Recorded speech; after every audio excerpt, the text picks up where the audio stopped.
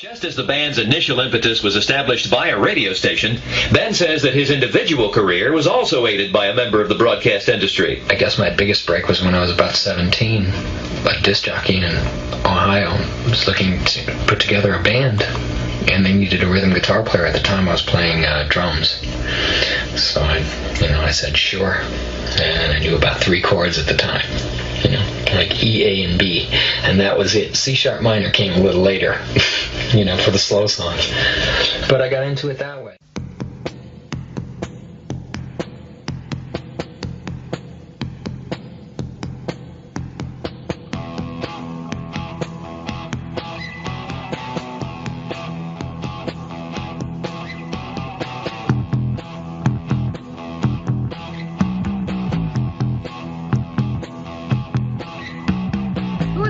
To Night Thoughts, The Cars podcast.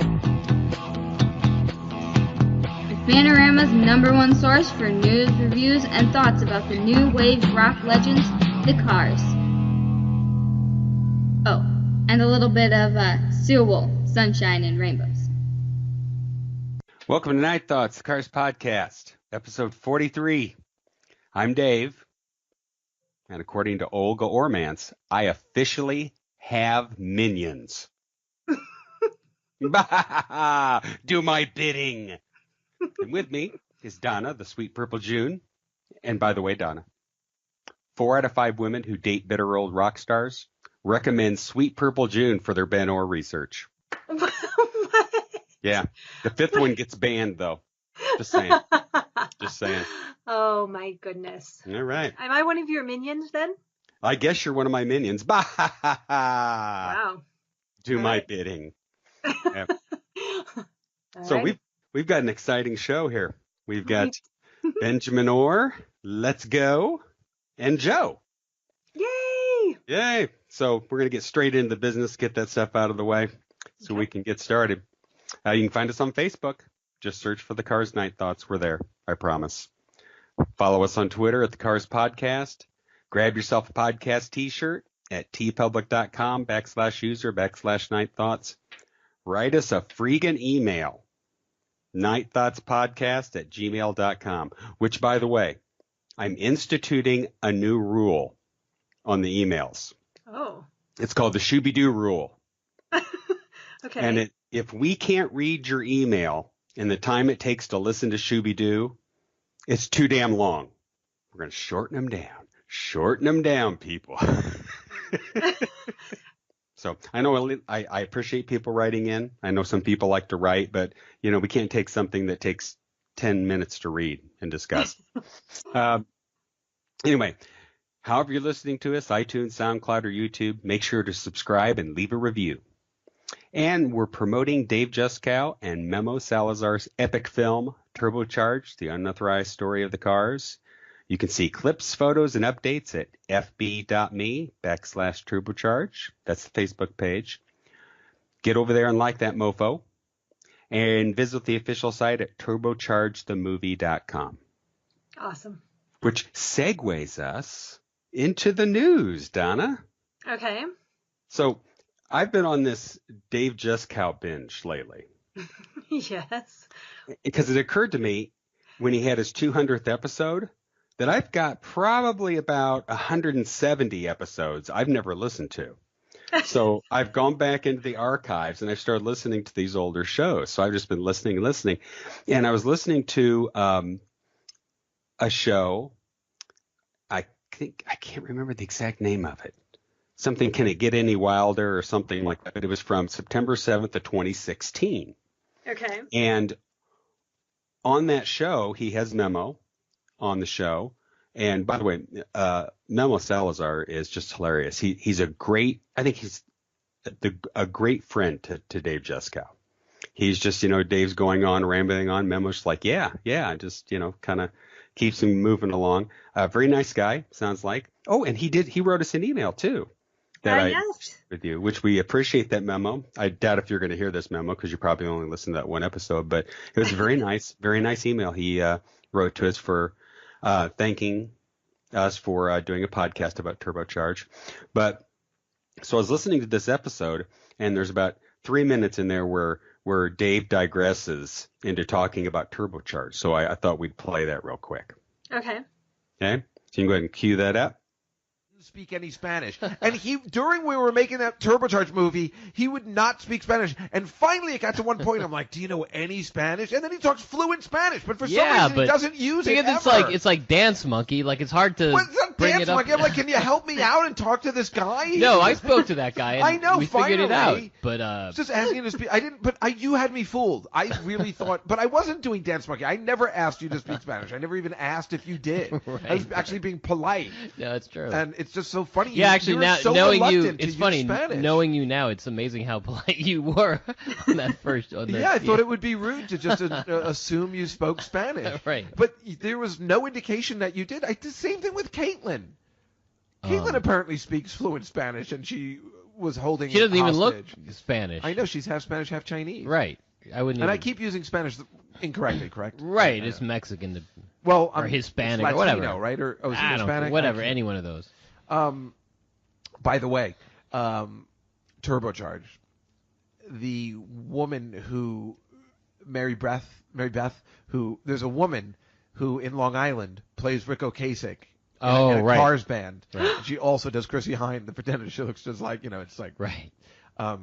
She Facebooked me the other day. Oh. And was like, yeah, she gave a copy of the movie to David Robinson. What, just now? Yeah, like about a year ago, maybe. Oh, okay. I don't even know how she got a copy. I guess we gave her one. Did we? I don't know. I don't remember doing it. Anyway, she said she gave a copy to him and some of Ben Orr's relatives. No. And I'm like, and she goes, I haven't heard back from them. I'm like, yeah, I wouldn't hold your breath on that one. I mean, that's when we made the movie about the cars.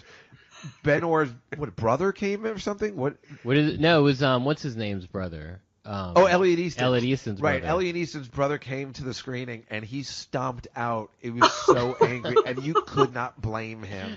I mean, we made Elliot Easton look like a dope. I mean, just a dope. It ends with him becoming a horrible stand-up comic. It was completely insulting, and he's alive. Right. It's like, I mean, what we did to Ben Orr should be actually, everybody should be really furious at us.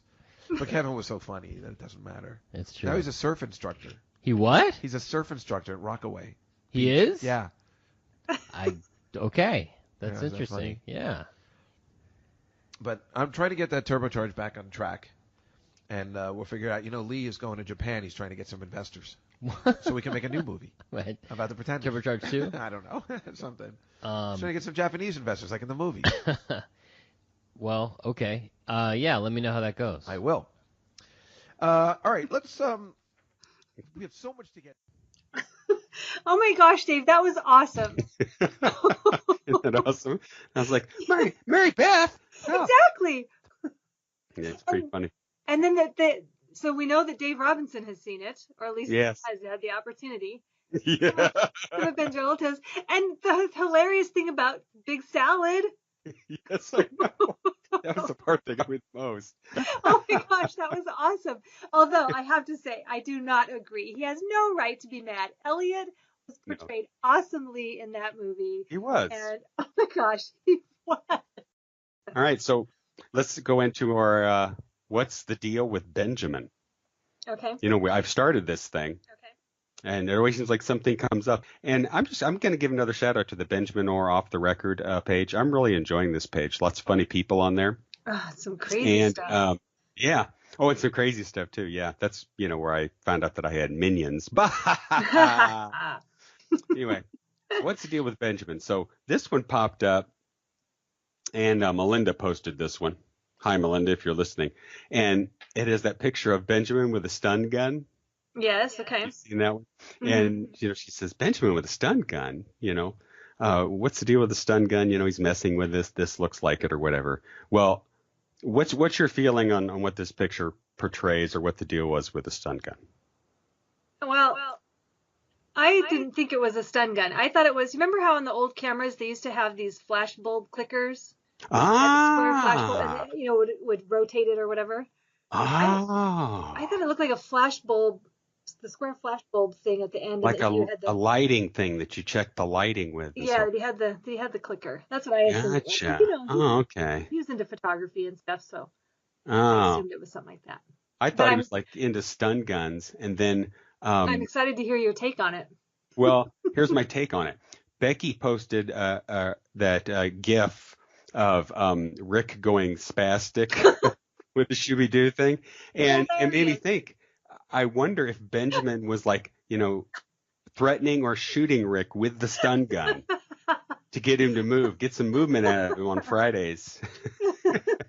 That was the result. Well, we didn't see, Ben moved forward with his base, towards the game. What we didn't see was his little hand flash out and give Rick a poke.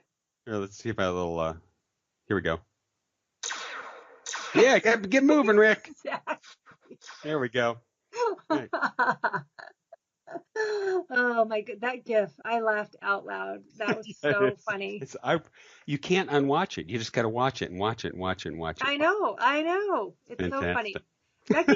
Becky has a lot of zingers like that. She does have a lot of zingers. She does. She has this. You should see the one in the Off the Record group. That's a picture of Rick at the mic and Benjamin is standing just behind him, looking at the camera. Yeah. I laughed again. Yeah. I just burst out laughing. Yeah, and she's got some Photoshop skills. Mm-hmm. Here to tell you, got some skills.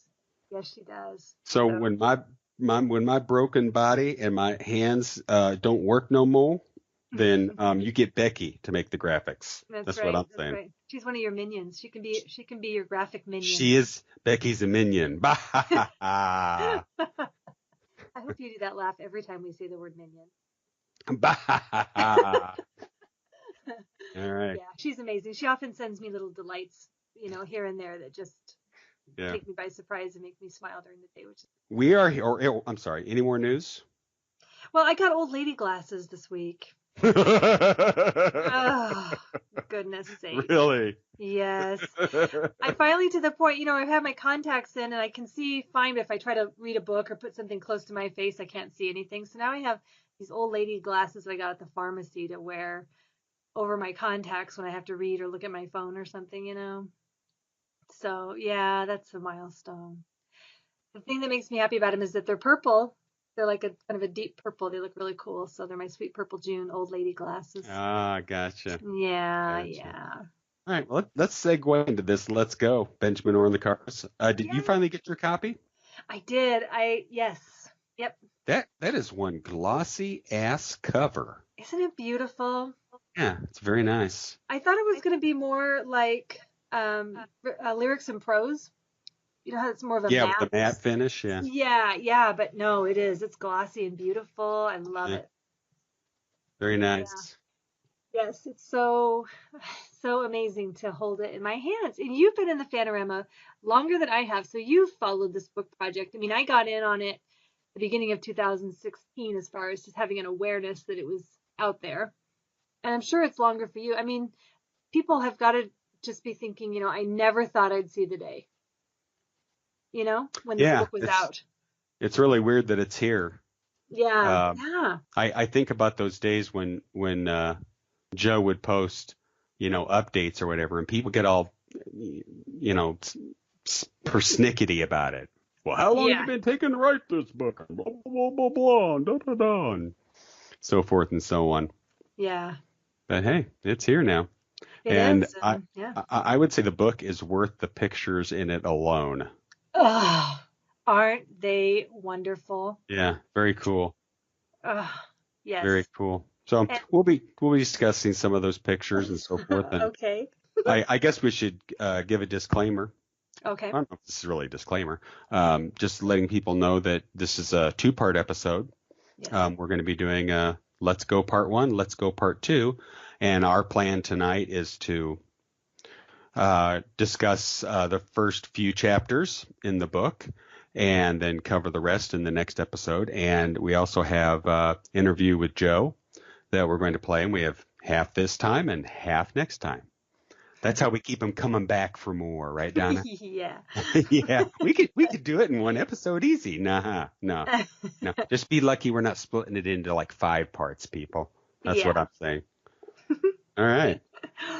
So Donna, give us some opening words for our.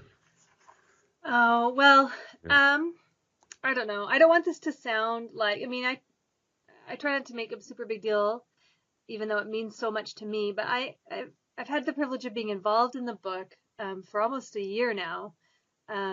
Joe brought me on board before he started seeking publisher, and so in some ways I've had this book for a long time, but it's still fresh to me. It's still so exciting.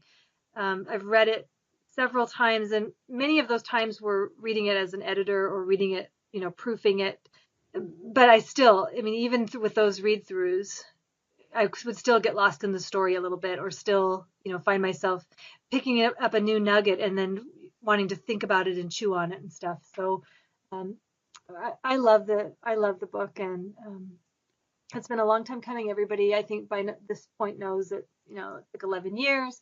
Joe interviewed over 120-ish people, and it's a long road for him. But here it is. Here it is. And the photographs. People can look at it this way. Go ahead. No, I was going to say, people can look at it this way. 2018 was the year to put this book out. I'm sorry. Oh, yes. It was the year. Either that or 2011, one of the two. Yes. So. Well, I say this year. 40th debut, 40th anniversary of the debut, Rock and Roll Hall of Fame in Cleveland. I mean, this was the year. And it's funny, Joe and I talked about that toward the end of last year, before, when we knew the Cars were nominated, and kind of feeling this could be the time. But that with the 40th anniversary in particular, that was the discussion, was this is the year to do this. If this is going to get done, we've got to do it now. Perfect timing to me. And I know we wanted it to coincide with my 55th birthday. Right. That was always on the table. Oh, yeah, man. Oh, yeah. Happy birthday, by the way. Yeah, thanks. How was it? It was great. It was awesome. I was going to say the pictures, too. You kind of mentioned them, and I know we'll talk more about them, but that was a really fun process to be involved in. Also, Joe let me help pick the pictures, and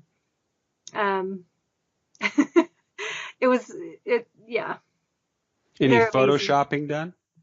And when I say photoshopping, I don't mean like clearing up blemishes or whatever, but any photoshopping for the fact of, older pictures, grainy, maybe some pictures were damaged. So anything like that had to be done? Nope, not really.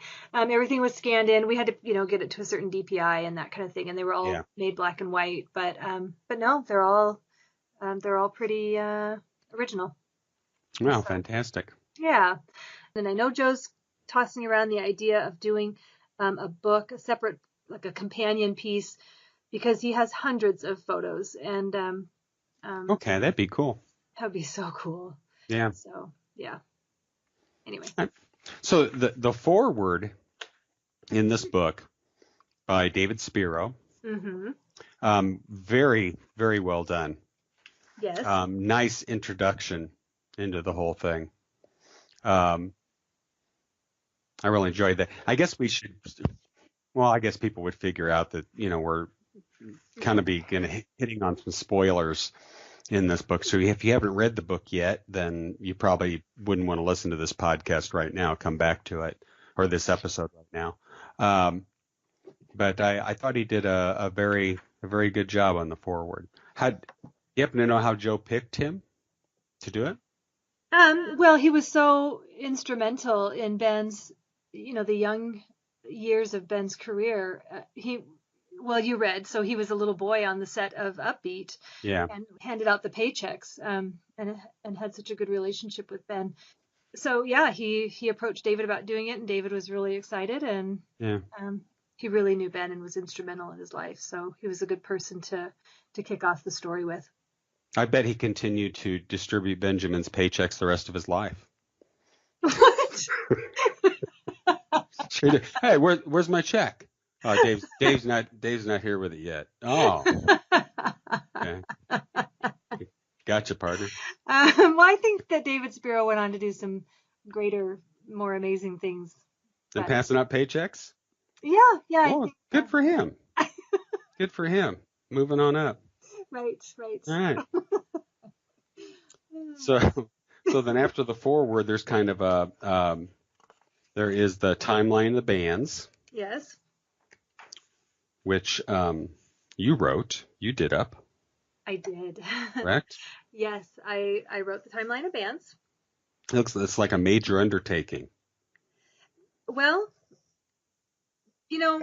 I know we'll talk about this a little bit, but when I first read the manuscript, kind of reading through some of it, I felt like I needed to have something to keep it all in order in my mind. So I suggested it to Joe, and he had already kind of started one when he was going through the book. He had sort of jotted down one, and he said, yeah, that was actually one of his ideas, and he hadn't gotten to it. So I said, well, if you don't mind, I'll just, bang one out. Yeah. And then, and he was great with that. So so that's one of my contributions. And the thing that has always been a thing to look forward to with this book was Benjamin's time during his solo, after the Cars breakup and so forth with the Orr band. Right. And in here, the Orr band in 94, 95, and then 96 through 99. But in here, I recognize the names and so forth, but there was that last Orr band, there was still a change in that last Orr band that, and I don't know if there's like a change in between a change or something like that, but, John Kalishas was out at some point. Yes. And also the bass player changed to Brad Hallen. If you go on YouTube, when I saw them in Quincy in 97, there was that bass player, kind of a shorter guy. I never knew his name, but then when I saw him in 98, just a year later, the bass player was replaced. The keyboardist was replaced. Rich Bartlett had joined them. And Kalishas was gone. Right. But I guess my thing I could add to the whole thing was what David Tedeschi told me himself about and I remember when I brought this up in a forum once, somebody just lambasted me like, that's not true and blah blah blah and da da da. I was like, I'm just telling you what the guy told me. Don't get all over me. But he was when we were talking in the bar before Benjamin's appearance in that 98 one, David had said that, I just had to, we just had to let John go. I mean, he was just bringing Ben down. And it's like, he didn't elaborate on it. I didn't know if he meant bringing him down musically, bringing him down emotionally, wrestling him to the ground. I have no idea. It was a physical match. It was a physical, like, hey, come on, Ben, let's go. Come on. He kept doing it, so we just had to let him go. Like, fuck, John, leave Ben alone. Every time I walk into the room, he did fuck. Boom, Ben's on the ground. Get off me. No, not till you say uncle. But and it's like, oh, okay, whatever. But when I brought that up in a forum, somebody who was a friend, I think, of John's, was lambasting me over. And it's like, I'm just telling you what the guy told me. What their view of it is what their view of it was, of why they got rid of him. And there's probably, 7 different stories as to why he left that situation. But man, the guy was an amazing guitarist. Just amazing. Yeah. Don't judge a book by its cover, my friend. That's very true. Although this book. Yeah. Well, I'm judging this one. This book. And it's looking good. Yeah. So. Well, and I think, I know that there are so many more things that Joe knows that he didn't put in the book. Where he might have got more details of a story, but because his focus was really to put Ben in the spotlight and tell the inspiring story of his life and be real about it, but no need to tear anybody down, no need to dig up dirt. I know that he had to make some choices on what he ended up, sending to print and what he didn't. So, I know that there's still things out there to tell, but we just have to, just not everything is meant for us to know, I guess, Yeah. So the first part of the book, it's almost like I'm interviewing you on this. It's just so much involvement in it. I could just say, oh, hey, Donna, page 97. Oh, yes, I know that part. Would you like me to say it verbatim? Like the first 7 chapters, which is what we're planning on covering, are the early years before the Cars, everything leading up to the Cars. I guess we should say, chapters 1 through 9, and that was an area that people kind of knew about, but not to the extent of what this book puts out. Right. And some of the stuff that we knew was like, you weren't exactly sure the timeline or which came first or who quite was involved. Especially, I think all those bands in the early years. It's kind of hard keeping them straight. So. I know there's two parts in this book that made me just laugh out loud. And there's me smiling, me chuckling myself, but laugh out loud. And the first one was A Car is Born. Chapter 1, A Car is Born. I just think hey man, that's funny. That is good stuff, huh? That's some funny shit right there. And then, you get into it and I start reading, and the first thing I get to is, hot damn, we've got a confirmation on Benjamin's middle name. Yes. Bogdanovich be damned. Yes, right? So it's like there's a little meter over off to the right that has Olga Ormance on it. And every time something comes up in the book that totally refutes bullshit that she's been spreading for years, it's like, ka-ching! That was the first one. You know what it's so funny you say that, because you know how I visualize it? Have you ever seen Monsters, Inc.? Yeah. When they go in the scream room and the meter with goes like, yeah. That's my version of. So I thought you were talking about in the About the Book section. No. When Joe clarifies that, Ben himself said, it's just Ben. Yeah, just Ben. It's just Ben. Yeah. Yep. So, my little meter went off on that one too. My little scream meter. Yeah. So these early years, you want to give like a kind of a summary of chapter 1 as we go through here? Anything that popped out to you? Well, here's something that I love, and it's kind of a thread that goes through the whole book, but it starts right here.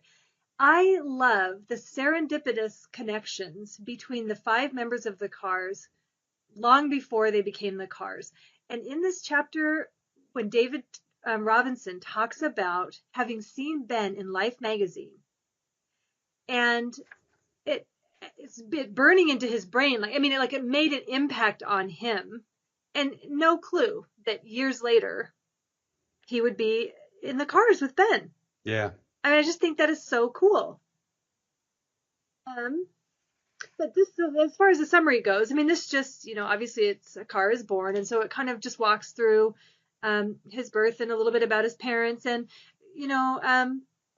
it states what we kind of already know, but people who don't, that Ben was a really private person, and so along those lines, there's not a lot of detail about his half siblings and his parents and his relationship with them and those kinds of things. That stuff, even with Joe's investigation and interviewing and trying to find out more about Ben, that information just isn't available for public, so it kind of confirms that. And then it, just starts right in with him joining a band as young as the age of 13. Yeah. And having that single-minded focus. Yeah.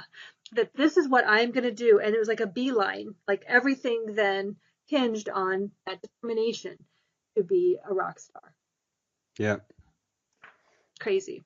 That little picture of infant Ben, little baby Ben. Isn't he adorable? Little baby boy Ben. Yes. Little hat. And the elementary school photos. Oh, yeah. You have to see this.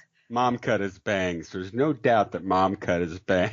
Either she did or he did. He might have cut his own bangs in that one. Dang. Yeah. Becky did this. You have to see this graphic. In fact, Becky, I know you're listening to this, so post it if you haven't already. she did a graphic comparing or side by side this photo and a photo of him from the Panorama days where he has that same smile. It is so cool. Really? You have to see that. Oh yeah. Oh It my would gosh, be it's it would perfect. be more cool if he's wearing the same outfit. Just saying. Well, he preferred a necktie, according Little to bow tie. yeah, yeah. Little bow tie. Little alfalfa suit he's got on there. Oh, so stylish. Yeah. Little Benny, but look at those kind of little squinty-ish eyes almost, and that Yeah. little smug smile on his face. Yeah, he still looked like that as an adult. That's pretty great. Pretty awesome. So And then there's one more. There's a true photo of his 18th birthday. You see there. yeah. No Yeah. David Robinson anywhere in the picture for anybody who thinks. Oh, that that's not David Robinson off to the side. I'm afraid not. Wow. Okay. Yeah. So I thought it was interesting that he started out with an all instrumental group. Because that was the thing then, to play the instrumentals. Right.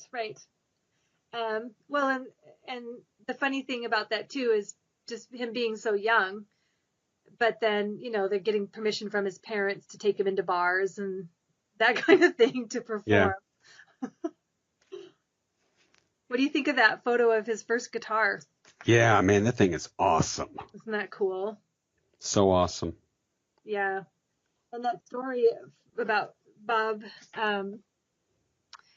going and visiting Ben's mom a little bit, a little while later, and that his room was all kind of kept the same way that he had it, and that guitar was sitting in the closet, and Bob was like, "That I gave him that guitar."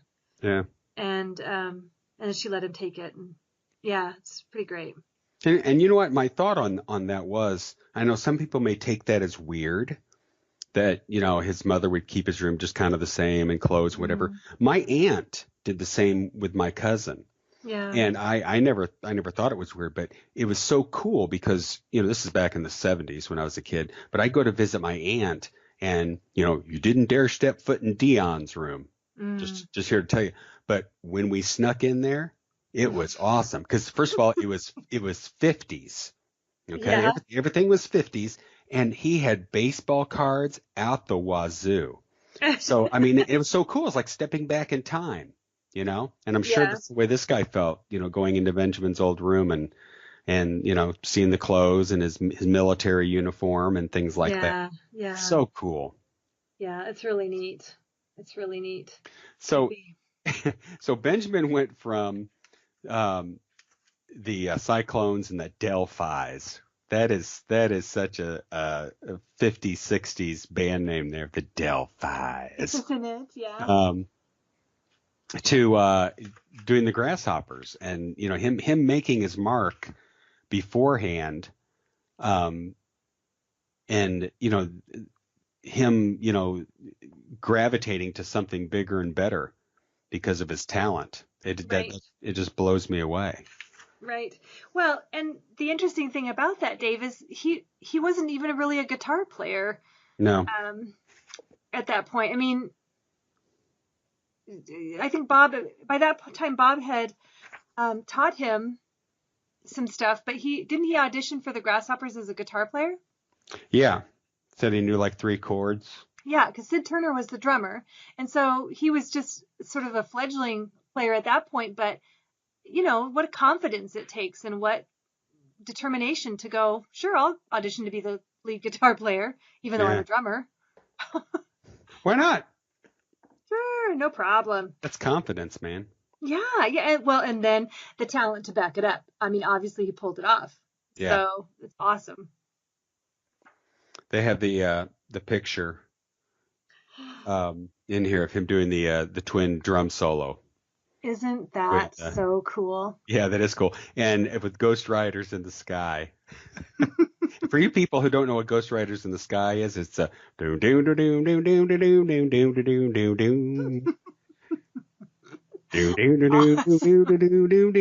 doom doom. Oh, those crazy rock and roll kids. So great. One I wouldn't give to go back in time and just experience some of this stuff, How great would that be? Ghost Riders in the Sky. And look at his face. Yeah. They are just going for it. Yeah, man, it's awesome. Very cool. This Very picture cool. in color is even more stunning. I mean, I'd love to see it in color. It's amazing. Yeah. And I'm hoping that Joe will release some of some of these, not all of them. I'd love for him to release the color versions because they're spectacular. Yes. And there is a big difference, and I'm sure people realize this anyway. If you get this book digitally, the pictures pop a lot more than they do in the printed. And that's just the nature of the beast of printing black and white photos on paper. They just they get dulled and so forth. But so I'm up to the part on page 13. I don't know if it's your page 13 because somehow we have different books from parallel universes. No, we don't. I'm up to speed now. Okay. I'm good. Upbeat and the Gene Carroll Show, which is, I would love to see an episode of that. I know. There's They've some got to footage. have it archived, right? They got to have it archived. They must. And there's some footage, particularly there's like a Stevie Wonder, when he was a guest on there, there's some footage of him performing on there and a few others, but I've looked. I know that somebody's got to have it somewhere. You just know. Those days are long gone. I mean, I grew up with American Bandstand and Soul Train. And, such great memories of seeing different stars coming on there and lip syncing their hits and so forth. And this was the beginnings of that. And, well, I mean, I'm sure they had stuff earlier than this too, but, I would love to watch a few episodes and see, Benny 11 Letters. I know. It's the backing band. When I found that footage, and then there's also like some clip about the dancing, because they had, girls that would dance while the people would sing. And so there was a kind of a clip about that. And I'm just like scouring every person that walks by in the background, like every physical body. Like, is that Ben? Is that Ben? I know I'm going to catch a glimpse of Ben in here, And, frame by frame. Oh, I know, practically. So in that period of time, I mean, he's basically turned into a local celebrity. Yep. In Cleveland, through, playing in bars and so forth and so on, and then being on TV. So he's becoming the teen idol kind of thing. Yeah. And very local. I mean, just blowing people's minds by showing up at places or being friends with this person and so forth. It's a very, very, very cool thing. Well, so I know he quit high school. He dropped out of high school in the 10th grade, but imagine, what those days were like leading up to that. Because they talked about, I can't remember if it's in the book or if it's an article. I think it's in the book that he wore those green grasshopper boots and, yes, he had his long hair that he refused to cut. And so, imagine him showing up to class and just as a rock star. Yeah. Literally a rock star in the 10th grade. So it's really cool to discover in this chapter that his parents supported him quitting school. Mm-hmm. You really, even though there's not a whole lot of information, it's obvious that his parents let him pursue his dream. Yeah. Even to the point of saying he's not going to cut his hair, and yes, Ben, you can leave school if you want. Which is amazing because, either you have to either be married or in school when it came to the draft and to make that decision, right, to do that. I mean, kind of setting himself up, but people just didn't do that back then. I didn't think anyway. I think it was very important to be in college because that was a biggie. Yeah. So you didn't get drafted, but. Well, and it's just obvious that in a lot of ways, it's obvious that he wasn't an academic. Yeah, I don't think, I don't know. Yeah. He had, like I said, single-minded focus. This is the path I'm taking, and whatever it takes to get me there. And I remember reading a different interview where he was saying something about, when he was 17, riding around in limos and stuff, at the age of 17, and that was kind of one of the things that kept him, I can't remember what his context was or what he was saying, but I do remember him saying he was riding around in limos at the age of 17. So, you add that into the story too. And what a life this kid is leading. Now, here's the first thing that I highlighted in my copy. On page 17, it talks about, I think it's Walt Maskey who's talking here. It says, in the late 60s, I had a small recording studio in my home, and I remember one evening Benny coming over and recording demos of 6 songs he had written. Would you not love I know to get your hands on those? I know. That's like, he'd have that Wayne Newton voice. That young voice, Yeah. Like how Elvis, you have the young Elvis voice. Yeah. And then you got that Vegas Elvis strong, rich voice. Yeah. Same was true for Benjamin. Oh, yeah. Yeah, I'm sure you're right. Yeah. I mean, listen to Pink Champagne. I was just going to say, I was recalling, calling into my mind Mod Socks and Pink Champagne and just how different. Wouldn't that have been cool if Rhino, with that symphonic 80s, would have done the same treatment to Pink Champagne as they did to Drive? Wow. Wow. Cool. That'd be really cool. I want someone to take all of his vocal tracks and do all sorts of crazy, amazing stuff to him, because I could just never get enough of his voice ever. Yeah. Ever. There's always the deal about they have little blurbs here and there about, people holding up signs at Cars concerts saying Milkwood is God and that kind of stuff. And it makes me wonder if there's any people that held up signs like saying, the Grasshoppers are the real deal, or, upbeat, baby, upbeat, We love you, Benny, 11 letters. Yeah, sing Pink Champagne. I thought that was really cool that songs, not just making demos of just whatever songs, covers, but songs that he wrote. Yeah. Yeah. I've told you that I don't think that he was a lyricist. I think he was a music writer, not a full songwriter and stuff. But this kind of, this doesn't fit in with that so much. If he was writing songs at 17, trying to because I already knew he did Pink Champagne, but I still don't think it was his passion. It obviously didn't carry into the rest of his career too much. But he started out that way. He started out writing songs, trying to see what he could do. And then the other thing is on page 19, Don Burge says, I first met Benny in 7th grade, and we used to walk home from school a lot.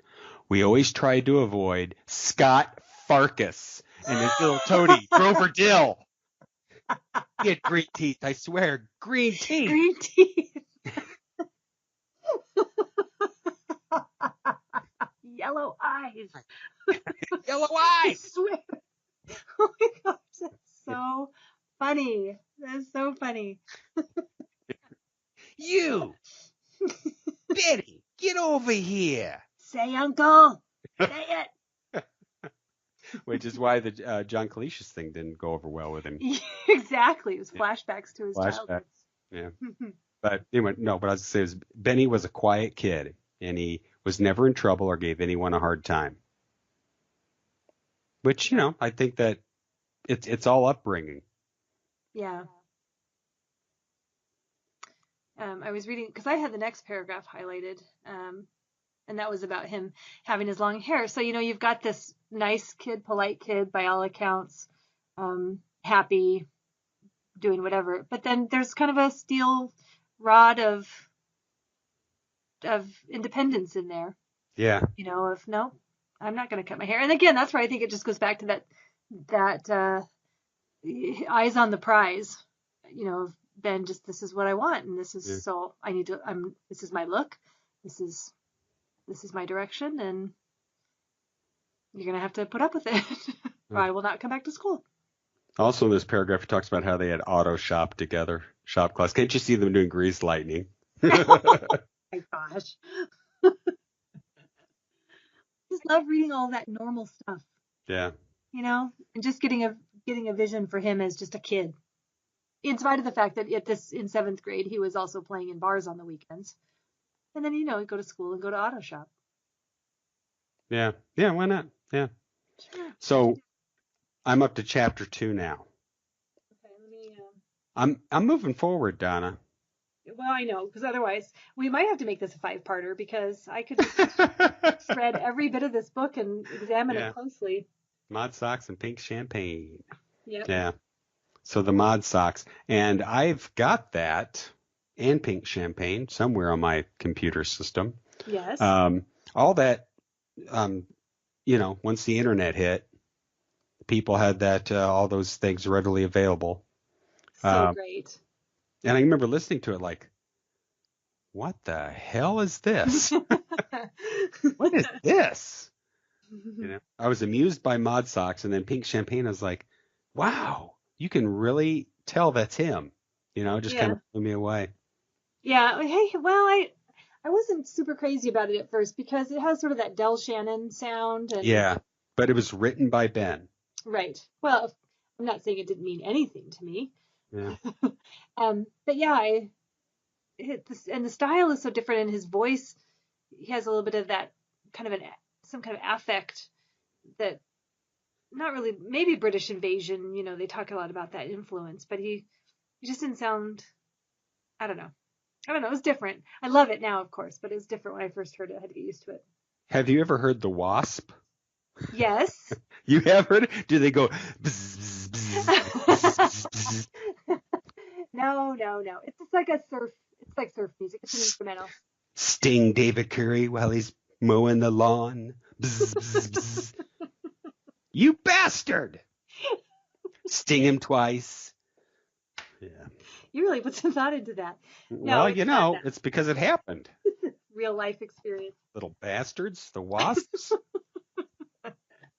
No, it's just instrumental. It's really cool. You need to listen to it. Why haven't you looked that one up?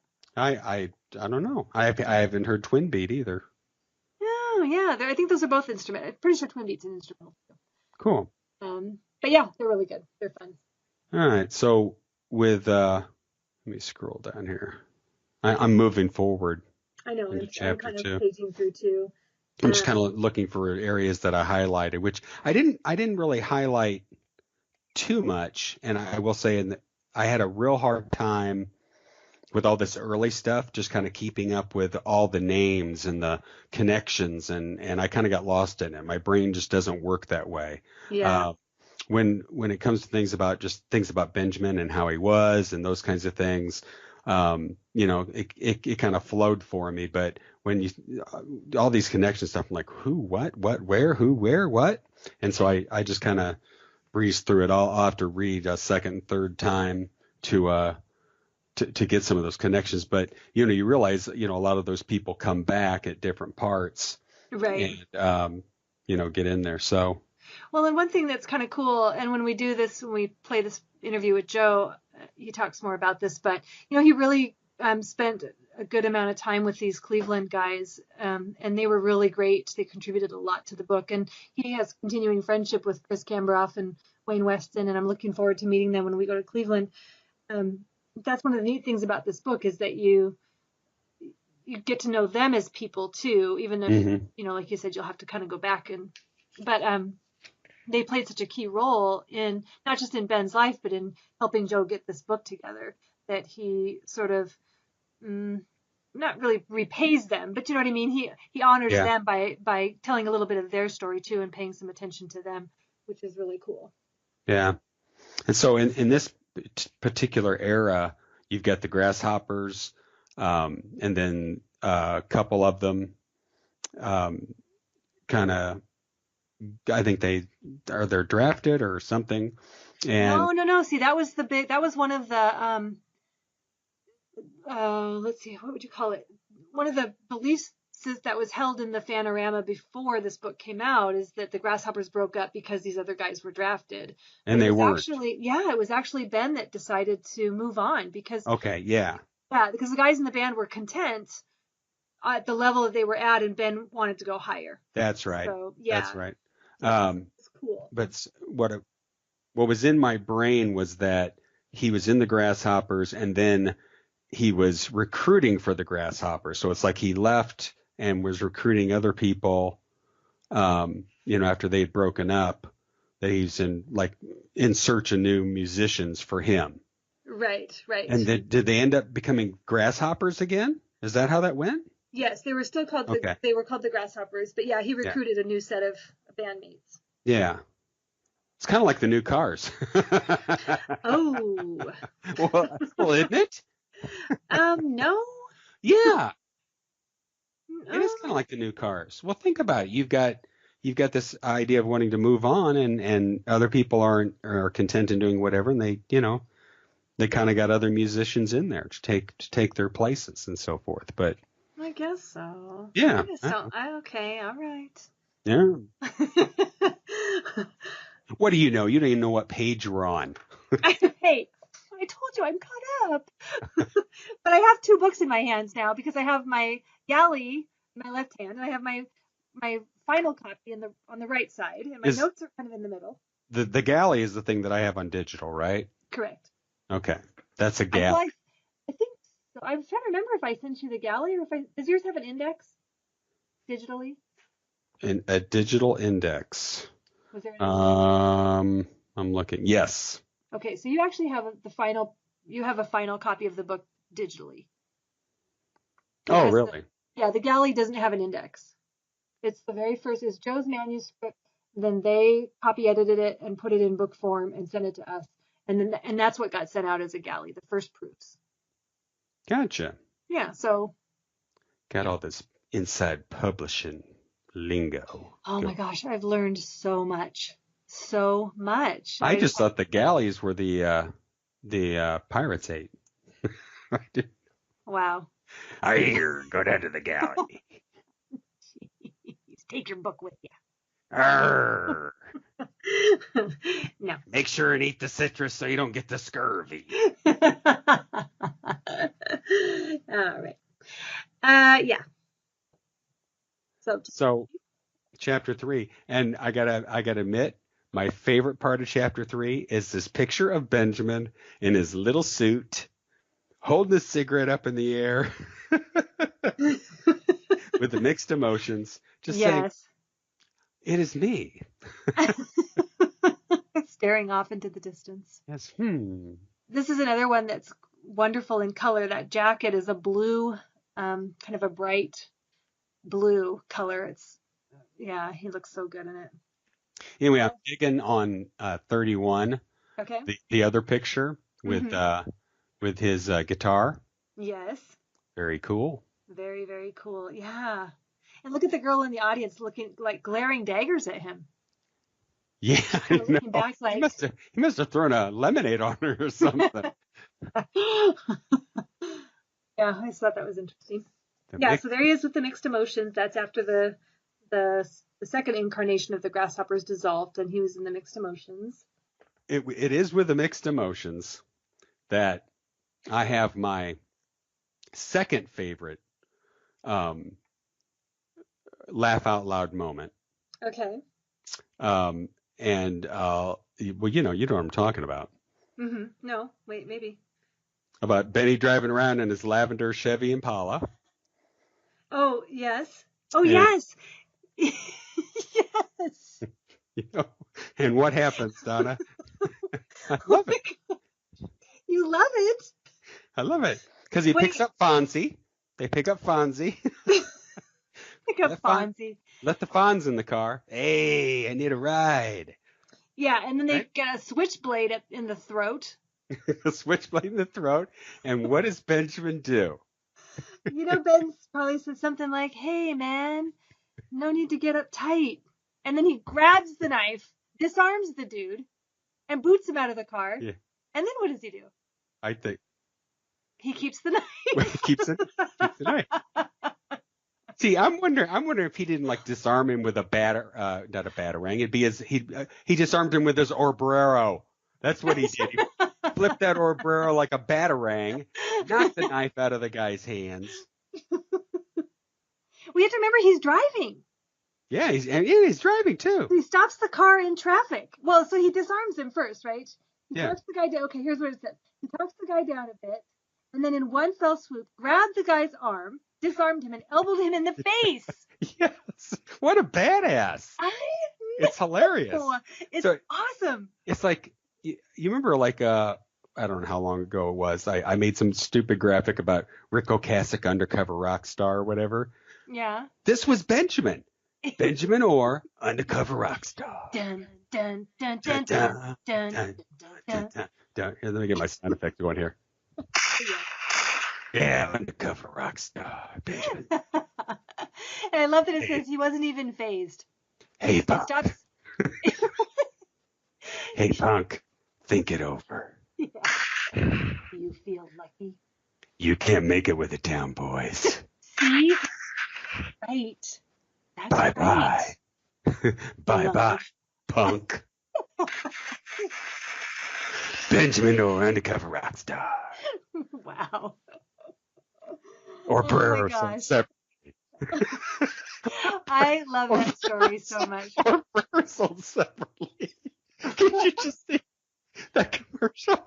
Benjamin Orr, undercover rock star action figure. Or Brero sold separately. Because everything was frickin' sold separately. But I just get the Benjamin Orr action doll. That's all I get. And I gotta buy the Orbrero separately. The Orbrero. Oh my gosh, that's awesome. That's how you disarm that guy. I thought that was one of the coolest stories in the book. I love that. Nothing you can do to make me want to stop. You're trying to be cool. It didn't work out.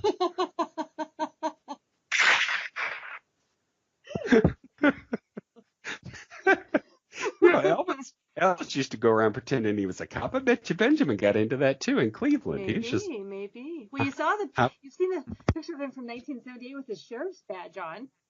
Yeah. So you see. New sheriff in town. Yeah, I thought that was one of the coolest stories. I couldn't wait for you to read that one. I was excited.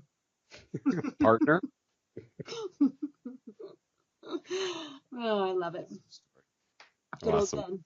And do you remember that there was an article, is it Rolling Stone or something later? Remember they had a creeper dude hanging around their Synchro Sound studio, and Ben chased him down the street? Yeah. Ben was a badass. I bet you know what? I could swear that person, whoever that was, is a part of the Fanorama on Facebook. Gotta be.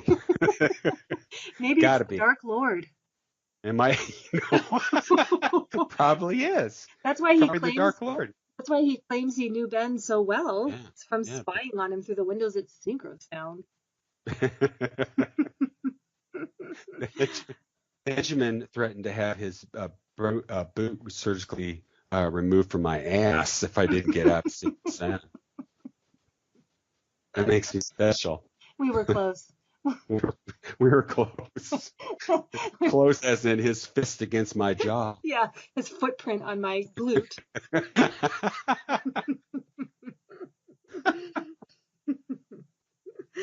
Yeah. Great. Yes. Okay, so what else? It kind of goes on. He's got some more bands he's in. He had the Rush, which I Yeah. found interesting. Mm-hmm. And what was the one after that? Colors? Colors. Yes, British spelling. Colors. And of course that one is one of the subheadings in that chapter then is that everything changes just like that. And so, they've got the rising star of that band, and then all of a sudden, what happens? Yep. Or what, are you testing me? It's your turn, yes. Mr. Curry. Rising? What page are we on? Well, I am on page 37. That's what page I'm on. Okay. So he gets drafted. That's what happens. And I thought that story was so, I just love that Wayne told that story. You could, again, here's this kid enjoying the success of his band. He's on the road he wants to be on. He's going down to Florida to talk to somebody about a record deal. Boom. Yes. Circumstances beyond his control. There's nothing he can do. And this brings me to that story from Frozen Fire where Benjamin told about being in the draft, the getting drafted and throwing tables and acting crazy and this and that, whatever. Right. And now I see that story as a story that he made up because of the situation of how he came out of the service. I don't know what to say about that other than, there's ways to do things, and that's how he got out of the service, what do they call that? The only son, only surviving son. Yeah, kind of thing. Which, it makes sense. It makes a whole lot of sense, but I just think that it was, it wasn't in his game plan, wasn't in his family's game plan for him to be drafted. And it's like, oh shit, he's drafted. And, what can we do to get out of this? And that's the route he took, Right. So. Still, I mean, he was in the military he ended up, what was more than a year, I think. Right? Yeah, no military pictures at all. Elvis had his. No, I'm trying to remember if Joe has. I'm trying to remember if I've seen one or if Joe's talked about one, or because for some reason I can kind of picture him, but I don't know if it's my own Photoshop in my brain, or if I've actually seen one. But this is one of those what if moments. I mean, think about it. With one decision that was made for Ben to get out of the service, we end up where we are today with this band and with Benjamin Orr. It could have easily been the choice to say, no, I'm staying in, I'm doing whatever, and killed, Right. and then we never know it. I mean, I'm sure there's a parallel universe like that. It boggles the mind when you think about little things like that. Yeah. But that was another thing that you and I, tried to research. Got all of those damn fucking Army scrolls that I was looking through. Yes. All the documentation and all of our, trying to guess what we thought and comparing it to Rick's and, Did we ever find his name in that?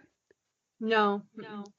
Well, before we move on, though, to chapter 4, a couple things I wanted to point out. One is that when he came back from the military, obvious to his friends, it was obvious that he had changed, which I thought was interesting. But one thing that I was curious about was that he didn't, I thought it was notable that he didn't go home and live with his parents. Yeah. Said he was living out of his car and stuff, why would you do that? Yeah. Well, we have no idea, even though he was, he went through boot camp, he was stationed somewhere. Mm-hmm. We have no idea what kind of experiences he had. Right. And, if there's any kind of post-traumatic stress disorder associated with that or just whatever, Right. It was a life-changing moment for him. Yeah.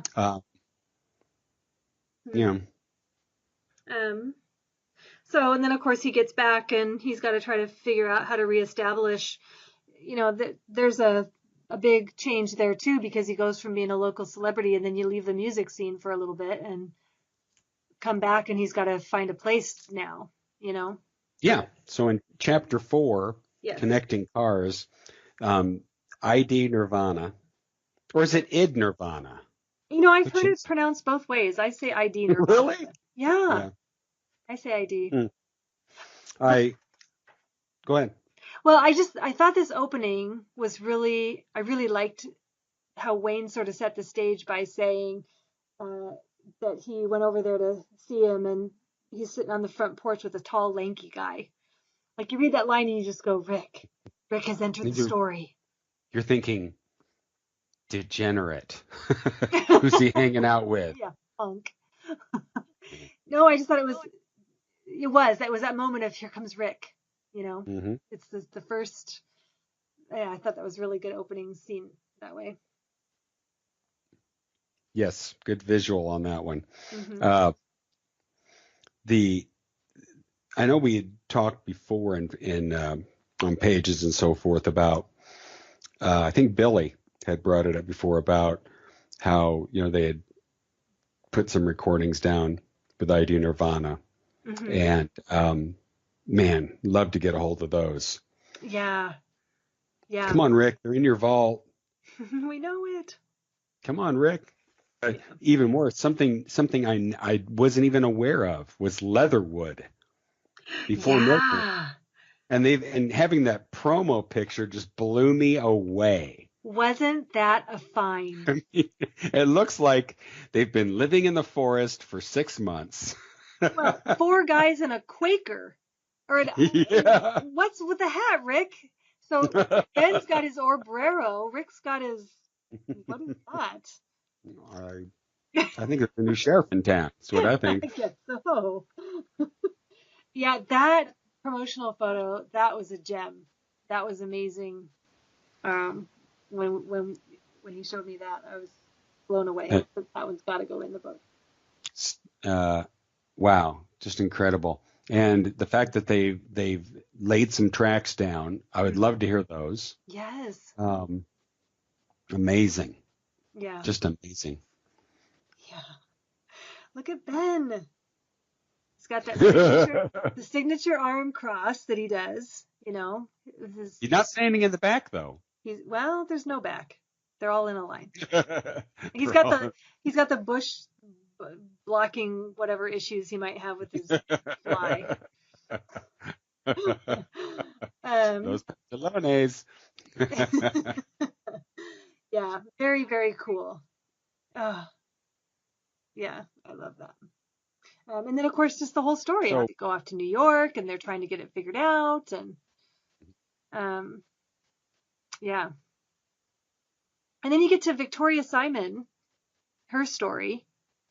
And I love that Joe was allowed to put in a little excerpt of that letter from Ben to Victoria. Yeah. Just his very own words, Yeah. Yeah, it's very cool. Yeah. And his lingo, that is this is all... the most out-of-sight place I've ever seen. Yes. We've got other heavy things in store as well. Including an electric violin player from New York City who will be joining us. Greg? No, maybe not. Who knows? Yeah. Yeah, very, very cool. From Leatherwood, they transitioned into Milkwood. Mm-hmm. And then, of course, Benjamin gets married. Right. August 72. Mm-hmm. To Chris. Now, there's been some speculation on whether or not it is Chris who is in the footage from the Unlocked DVD. No, I don't believe that. It doesn't look like the same person. No, I actually think that I have this in my thing to research. I've had it in there for a long time, but I've been meaning to look and see. Lynn Goldsmith, that's her name. Lynn Goldsmith. Yeah, I'm wondering if that's who that is. It always just kills me how much they downplay Milkwood. Am I a freak? Am I some kind of weird freak that I love Milkwood? No, but it's a great folk album. Yes. But here's the thing. I feel like this chapter totally solved that mystery for me. When Jazz Goodkind is talking about, Al Schwartz. You're thinking of the honey eating contest, aren't you?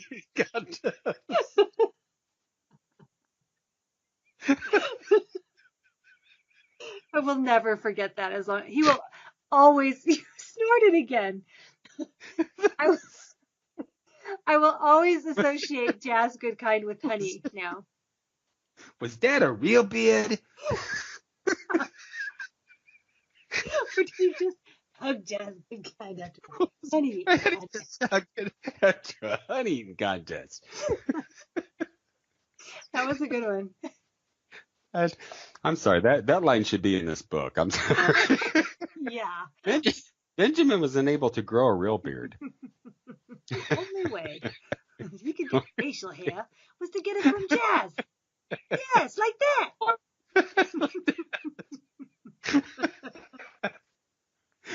All right. As you were saying, jazz, yes. good kind. Yes.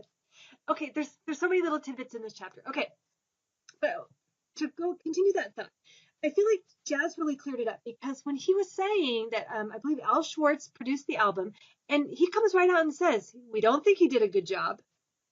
You know, it's like, and they were really disappointed with the final product. It's like it wasn't their vision for how the music was supposed to come out. Yeah, so it was a drag for that. You know, like then they were just like, oh, we're not going to keep doing this. You know, this isn't what we had in mind. And and it's interesting because he quotes a review at the time. I mean, obviously they were a very talented group, but the album didn't do him justice. And you know, it's like I feel like now I can kind of see why Rick's like, yeah, that was just a bad experience all the way around. I don't even want to think about that, you know, because it just was such a disappointment, or I don't know. Yeah. I thought it shed some good light on it. That CD is my white whale, man. That Japan import. Japan bootleg. Let's just call it what it is. No, it might be an import. It might be considered. It may not be a bootleg. But, you know, a few people have seen it, and when you see it on eBay, it gets snapped up pretty quick. But, man, one day I'll have that in my collection. Okay, now here's the other thing that just, like, I was giddy. You know, in the Linkin Park song, when he says, lovely lady. Would you like to walk with me? And? My white wolf dog. And then what does he say? He says, Shauna Blue Eyes. Yeah. That was his dog. Yeah. Shauna was the dog. I thought it was I thought it was a girl's name. All this time I thought, oh, some girl named Shauna. He loved that dog. Yeah. Love that dog. I loved having that little connection made right there. I just thought that was awesome. Yeah. You have the Milkwood album, right? You listened to it extensively? Yeah. Well, I don't have the physical album, but I have the music. Yeah, I don't have the physical album either, but I want it. I have I guess it would be considered a bootleg of it, where somebody, you know, made up a nice CD cover for it and everything. But the problem with that is that, you know, back in the day, people didn't print right on the CDs, and it was, you know, on the stickers. And then after time, those stickers screw up the CD, and they, you know, you can't play them anymore. Yeah. But I've, you know, have it on my computer and so forth. Yeah, I have the digital files too. But yeah, and I like it okay. I mean, I think it's good. Yeah, but that's their, you know, also their connection with Greg during that period of time. And the first time Rick saw David Robinson. Again, one of those little connections. Playing in the Modern Lovers. Kind of paging through here. Oh, and then I thought it was interesting too. Oh, let's see, was it in here? Where was it? At some point, Ben was talking to his friend Wayne. Maybe that was for the Cars or Captain Swing. He had been talking to Wayne about recruiting him to join his band. And I can't remember. I'll have to look for that again. And then I love the Peter Johnson story about when he met them. He met Rick and Ben when they were doing Milkwood, and he was just like, this music sucks, kind of. Yeah. And then later, you know, he's like, act like a jerk, and he was under the influence of alcohol and cocaine. And then Ben never talked to him again after that. Yeah. That's it. You had your chance. That's right. Fur coats, long hair, and mustaches covering their faces. Not exactly a sharp Cars-style motif. Nope. The album was released without any promotions, failed to chart, and faded quickly. Yes. And Greg, this is the first album that Greg ever played on. Yes. And he played saxophone. Time Train Wonder Wheel. Mm-hmm. Which is isn't that the one that most people say is the best one? Yeah, although it isn't for me. I like Makeshift Pawn is my favorite song. And Good Kind sings that, as I recall. Yeah.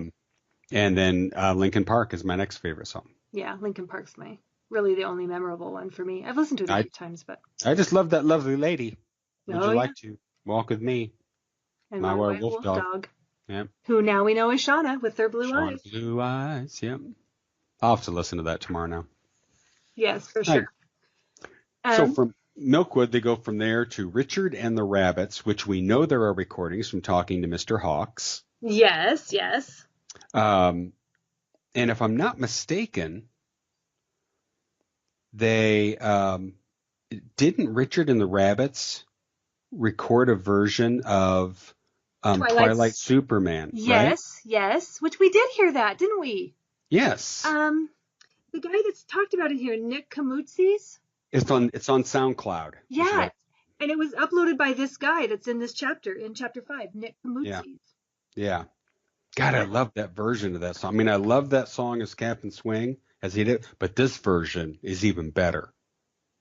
And what's the gentleman's name again? Nick Kamutsis. Yeah, we need to get a hold of him, have him connect us up with that song. I'm friends with him on Facebook. Because, I mean, you can't download songs off SoundCloud. Can you? I don't think you can. I don't know. Do I have I think you can.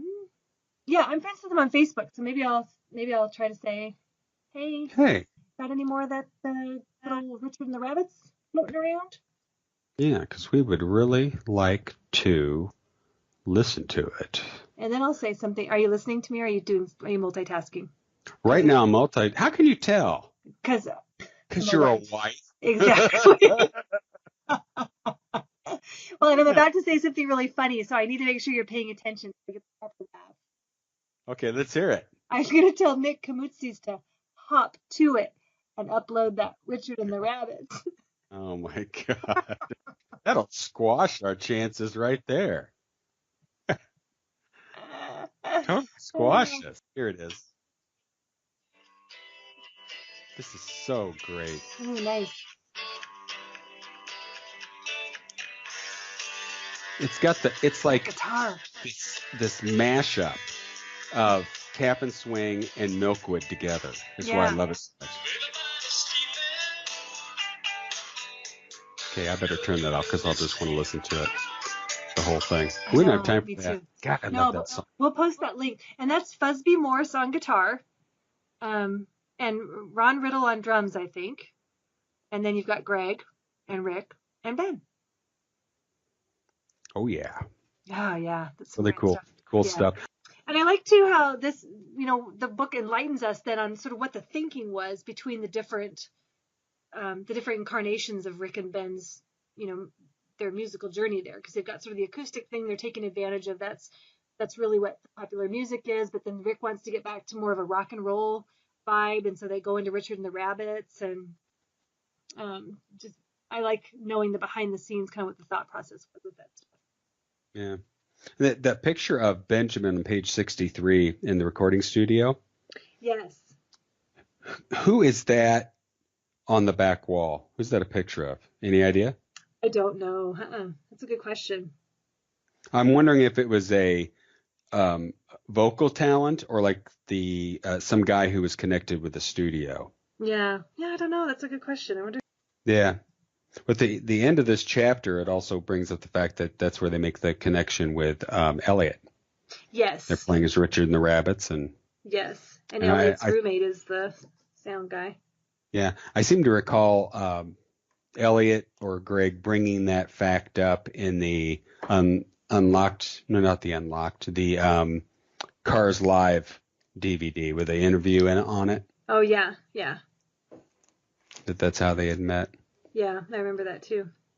And it's funny when you're asking these guys about past events and so forth, they're just like everybody else. They get timelines mixed up and screwed up, and one person remembers something that another person doesn't, and so forth and so on. It's like a conversation between my wife and I.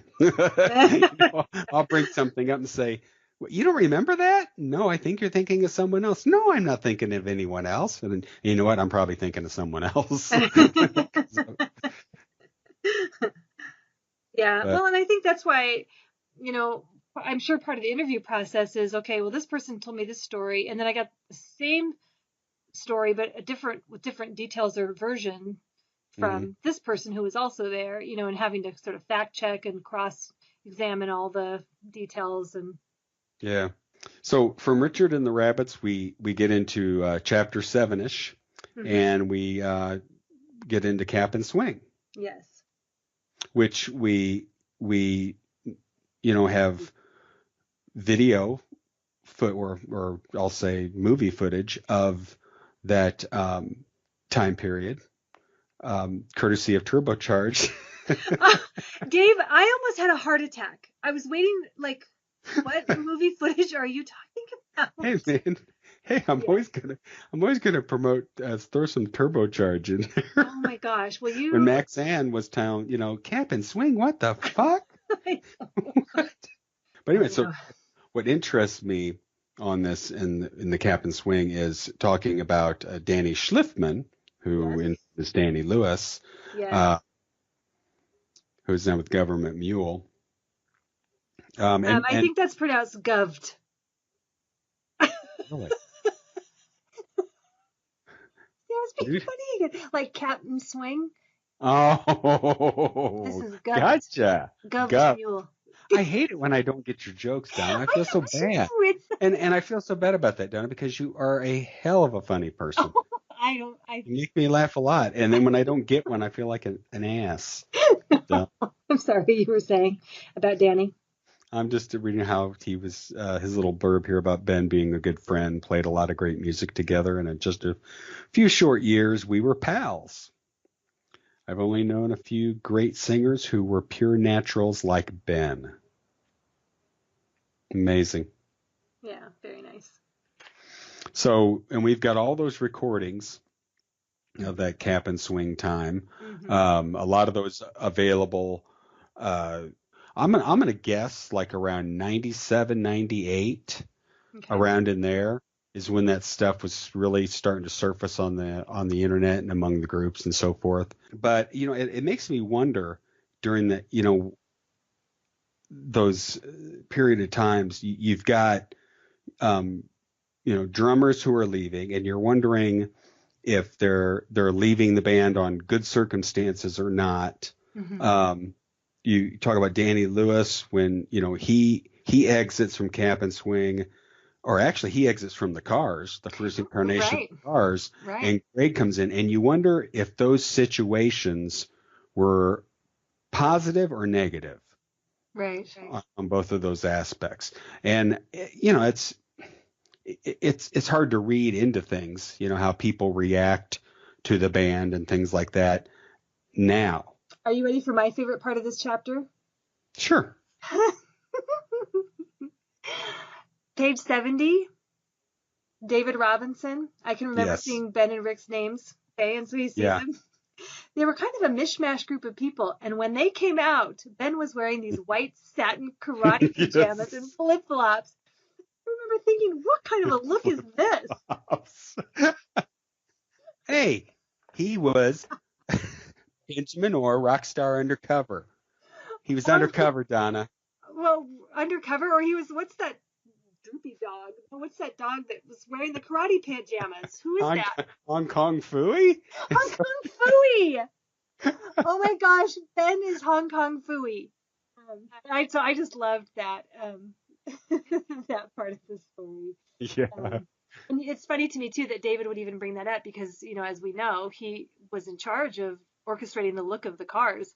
Yes. And so it's just funny that, in his recollection, and even Ben's hair from the Life magazine article, you could sort of see these little threads.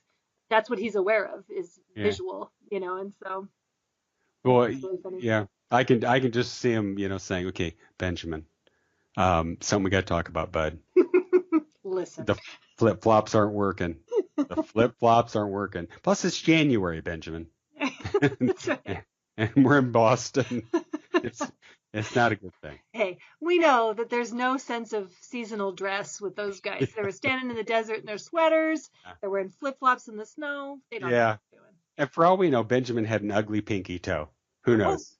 Anyway, you get the sense, too, in when Bobby Bear, the drummer, when he was talking about how nobody seemed to really know what to make of Captain Swing. They were just a bunch of weird dudes. Yeah. That was interesting. Almost Famous band. Exactly. Oh, and didn't you think, isn't that graphic or that advertisement, I guess, from the Mirage? That was from the Mirage, right? And they talked about that gig in here, which is so cool. Yeah. I love all the connections. Think about all the great songs. You know, we got Twilight Superman, even though that was a Richard and the Rabbits thing, or even possibly before then that they'd gotten that. But you've got Strawberry Moonlight. Oh, Cascagonor was after Richard Rabbits. Okay, go ahead. No, but I'm talking about with Richard and the Rabbits. That version of Twilight Superman is from Richard and the Rabbits. But you got Strawberry Moonlight, Come Back Down. Of course your favorite, right? Yeah, Indigo. Indigo and City Lights. Now I'm just drawing a blank. Magic Pants, Captain Swing and Magic Pants. Magic Pants I can't hack. I'm sorry. Love it.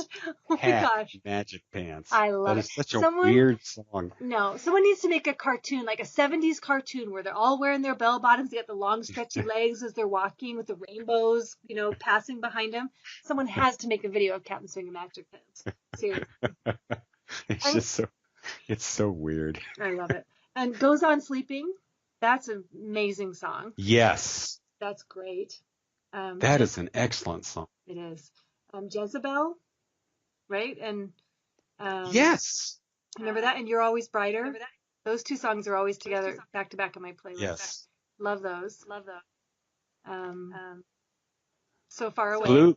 Blue Moon Saloon. You can have them. Yes, you can have them. Yeah. And even that early version of Bye Bye Love, just it's so interesting to hear that just because of the different vocal inflections on that and how much it changed. Yeah, it's interesting. Lover and a Holiday, we were just talking about that in that. Yes, that is a great song. Yes, yeah, just a lot of great music from Captain Swing. I love it. Yeah. And see the two collections of Captain Swing that I have were just two different folders that people shared on. I think they had a Cars server or something at some time, and somebody just put those on there, and they've got a lot of songs in common. I'm not even sure if they're the same recordings or not. I haven't even compared them. I don't know. They're not. I think there were two. They did 2 demo sessions. I think there are 2 separate recordings. 2 separate recordings? Okay. I believe so, yeah. Yep. Because I'm serious. I love Captain Swing. And so I have listened to the different versions of the different songs, and they are different. All right. So we're kind of stopping part 1 here at the verge of going from Captain Swing to the Cars. And we will pick up on our part 2 with the beginning of the Cars. Sorry. What? Did your dentures fall out? No. What happened? I just dropped a pencil. I was reorganizing my pile. Holy crap. Is it one of those big pencils that you buy down at the Ozarks? I have to use 2 hands. No. Yeah. Holy crap. I'm like a log. All right. I'm good. All right. So we hope all of you have enjoyed this first part, and we'll pick up on the second part, but we need to move on. Yes. To the Midnight Scroll, Donna. All right. Take me apart 'cause I'm out of control. Send me a letter on the Midnight Scroll. I have a letter. Do you have a letter? I have 2. Nice. So how about if I go first? Yes. And then you can go, and then we'll finish up with mine. Okay. All right. So mine is from Grace Geek, who has written us before. And Grace Geek, you write fantastic emails. I've read through them all, and I don't mean it to come off as mean-spirited, that we're going to have to create the Shooby-Doo rule because of your long, thoughtful No, actually, you're not the first, Grace Geek. We've had other people who've written really long emails, but you got to have emails that are a certain length, And but we certainly do enjoy reading through all of your thoughts and your agreements with us and so forth. But so I have to paraphrase what you've written. I'm kind of taking the best parts out and the stuff that I like the best. But yeah, so you do have the distinction though when we further talk about the Shooby-Doo rule. That you're the person that we did that for. So hey, history. You can brag that you changed the course of the podcast. Night Thoughts history, man. And furthermore, Mr. Grace Geek, you direct message me your address. I'm going to send you those Night Thoughts guitar picks. Yes, very good, very nice. I loved his Heartbeat City one because just like you said, I love reading him. I love getting all the feedback. So I hope he doesn't. Grace Geek, I hope you don't stop doing that, but just understanding that we have to paraphrase. Type that email out, buddy, and play Shooby-Doo, and read your email back, and if you can get through it before Shooby-Doo ends, you are good, my friend. What if he sends 4 different emails now? Yeah, part 1, part 2, part 3. Right. Yeah. All right, so here's what he has to say. It says, hello, Donna and Dave. The door-to-door episode was great, as usual. I think this episode, more than any other, we had the most in common concerning the songs. The Cars' background vocals are one of my favorite things about this band. Ben is way up front in most of the songs. That, along with 4 songs for him to sing lead, I wonder if it wasn't a concession Rick made to make up for not using Ben and Diane's songs. Interesting speculation. Well, and the other thing I think of is the fact that Rick was controlling and had everything set into place. I think in that Goldmine magazine interview, Benjamin states, hey, I was just a little, bent out of shape with the fact that I got there and all these decisions were already made. So yeah, it could be. Yeah. My initial listen to Door to Door when I bought it on release day back in '87 was that I was thrilled with the heavier guitar sound after Heartbeat City. I agree. Pure speculation on this, but I agreed with you guys. Ben should have done Fine Line. Nice. I wondered if, after the success of Drive, Rick wanted a shot at possible chart-topping ballad, slower song, and that is why he sings Fine Line and Wound Up on You. I'm Team Ben since '78, and I think after being close partners for so long and Rick being the primary writer, it had to be hard sometimes being in Ben's shadow. Elliott said after Cap and Swing, Rick tried to separate from Ben, and Ben wouldn't have it. I think that's because they're conjoined twins, actually. Wow. Dude, I won't get the liver. Elliott said also that he felt Ben didn't really get that the band dynamic had changed between Shake It Up and Door to Door. That because he and Rick had been so close and partners in the beginning, and that hadn't changed. I agree with Dave. I really love Door to Door, though since some of the details about the band not being as close as they had been surfaced, it has lost a little shine for me. But I still would take it over. Oh, Grace Geek, buddy. Uh-oh. What? Donna is not going to like you, my friend. What did he say? It has lost a little shine for me, but I still would take it over Panorama. Grace Geek. Them's fighting words, boy. Oh, there's going to be H to pay for saying something like that, mister. There's going to be H to pay. Holy crap. There's going to be HG double hockey sticks, buddy. I just said that for your benefit. I'm going to get all sunshiny and rainbow all over you. Wow, Door to Door over Panorama? I don't want to live in a world where that's a possibility. Russ, my friend, I can't agree with you on that one. I think you're on your own, buddy. Yeah. Whew. But ouch. Hey, all right. Anyway, all right. DM me that address and I'll get you those guitar picks. Get them mailed. And by the way, Alan, since you had the one from last pod, hear that? Those are your guitar picks. I just threw them in a frickin' envelope, slapped a stamp on it. By golly, I'm mailing them tomorrow. Nice. Good job. Yeah. All right.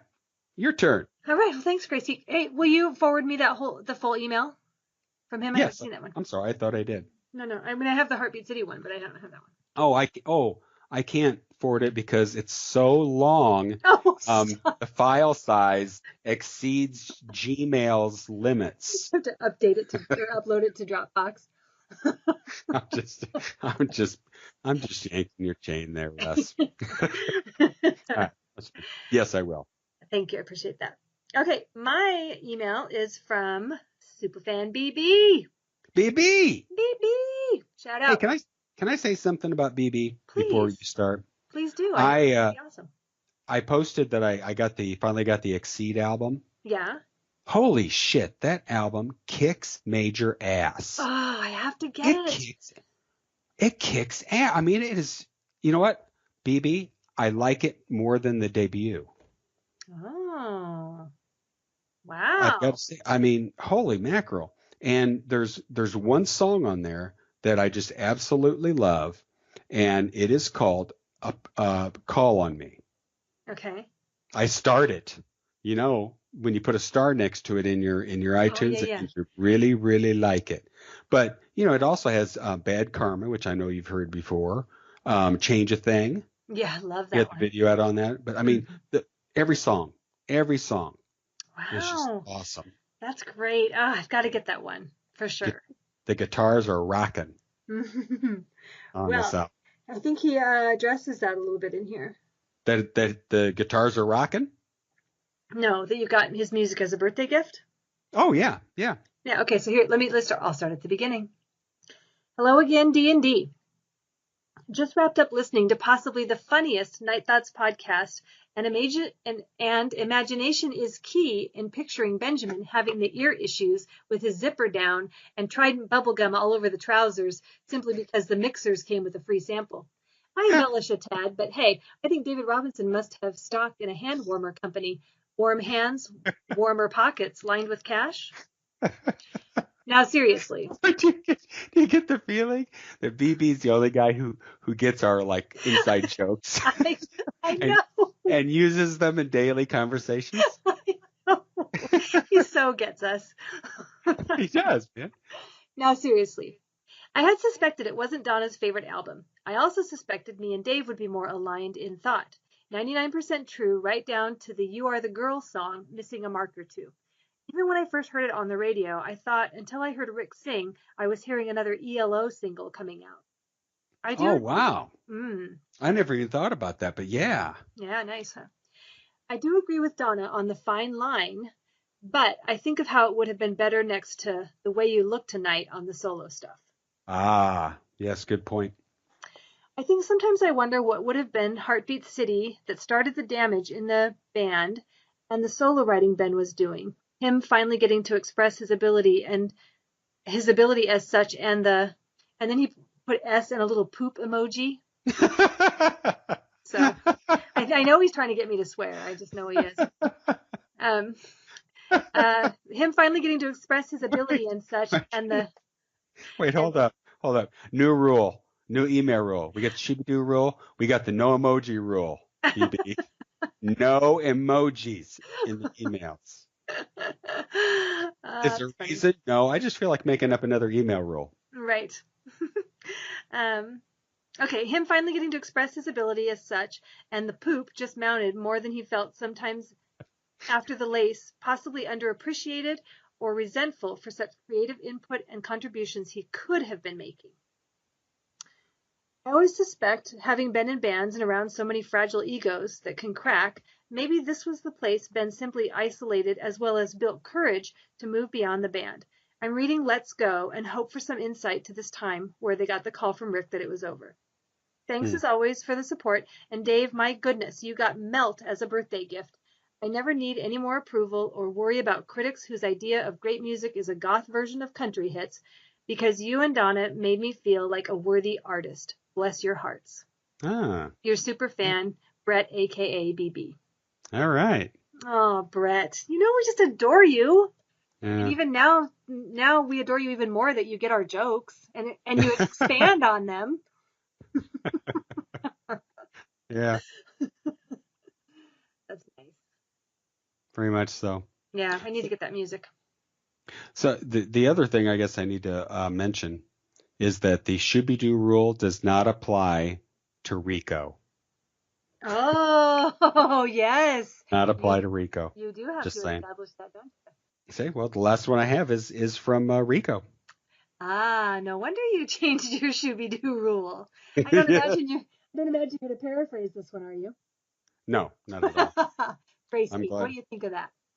All right. Here we go. Got to get the Rico voice ready. La la la la la la la. Okay. Greetings to you, my podcast friends. Hey, it's me, your old pal Rico. So, after talking about the Benjamin Orr book last time by that Joe Killerman, it got me thinking. I'm willing to bet my left cojones that all my Fanorama fucking friends would love to know how me, your old pal Rico, cross paths with the most fantastical podcast in the world, Night Thoughts. Since the Sweet Purple Prune's into promotionalizing books, I thought I'd give you a heads up on my new autobiographical piece of literature. Coming to the finer newsstands and gas stations in the Staten Island area. Oh, no. It's called, Hey, It's Me, your old pal Rico, and the Cars Podcast. Yeah, I got all the classic stories from your old pal Rico's life. Like Chapter 1, The Kazika Machiavellis, Our Miserable Fucking Lives in that there boot-shaped country.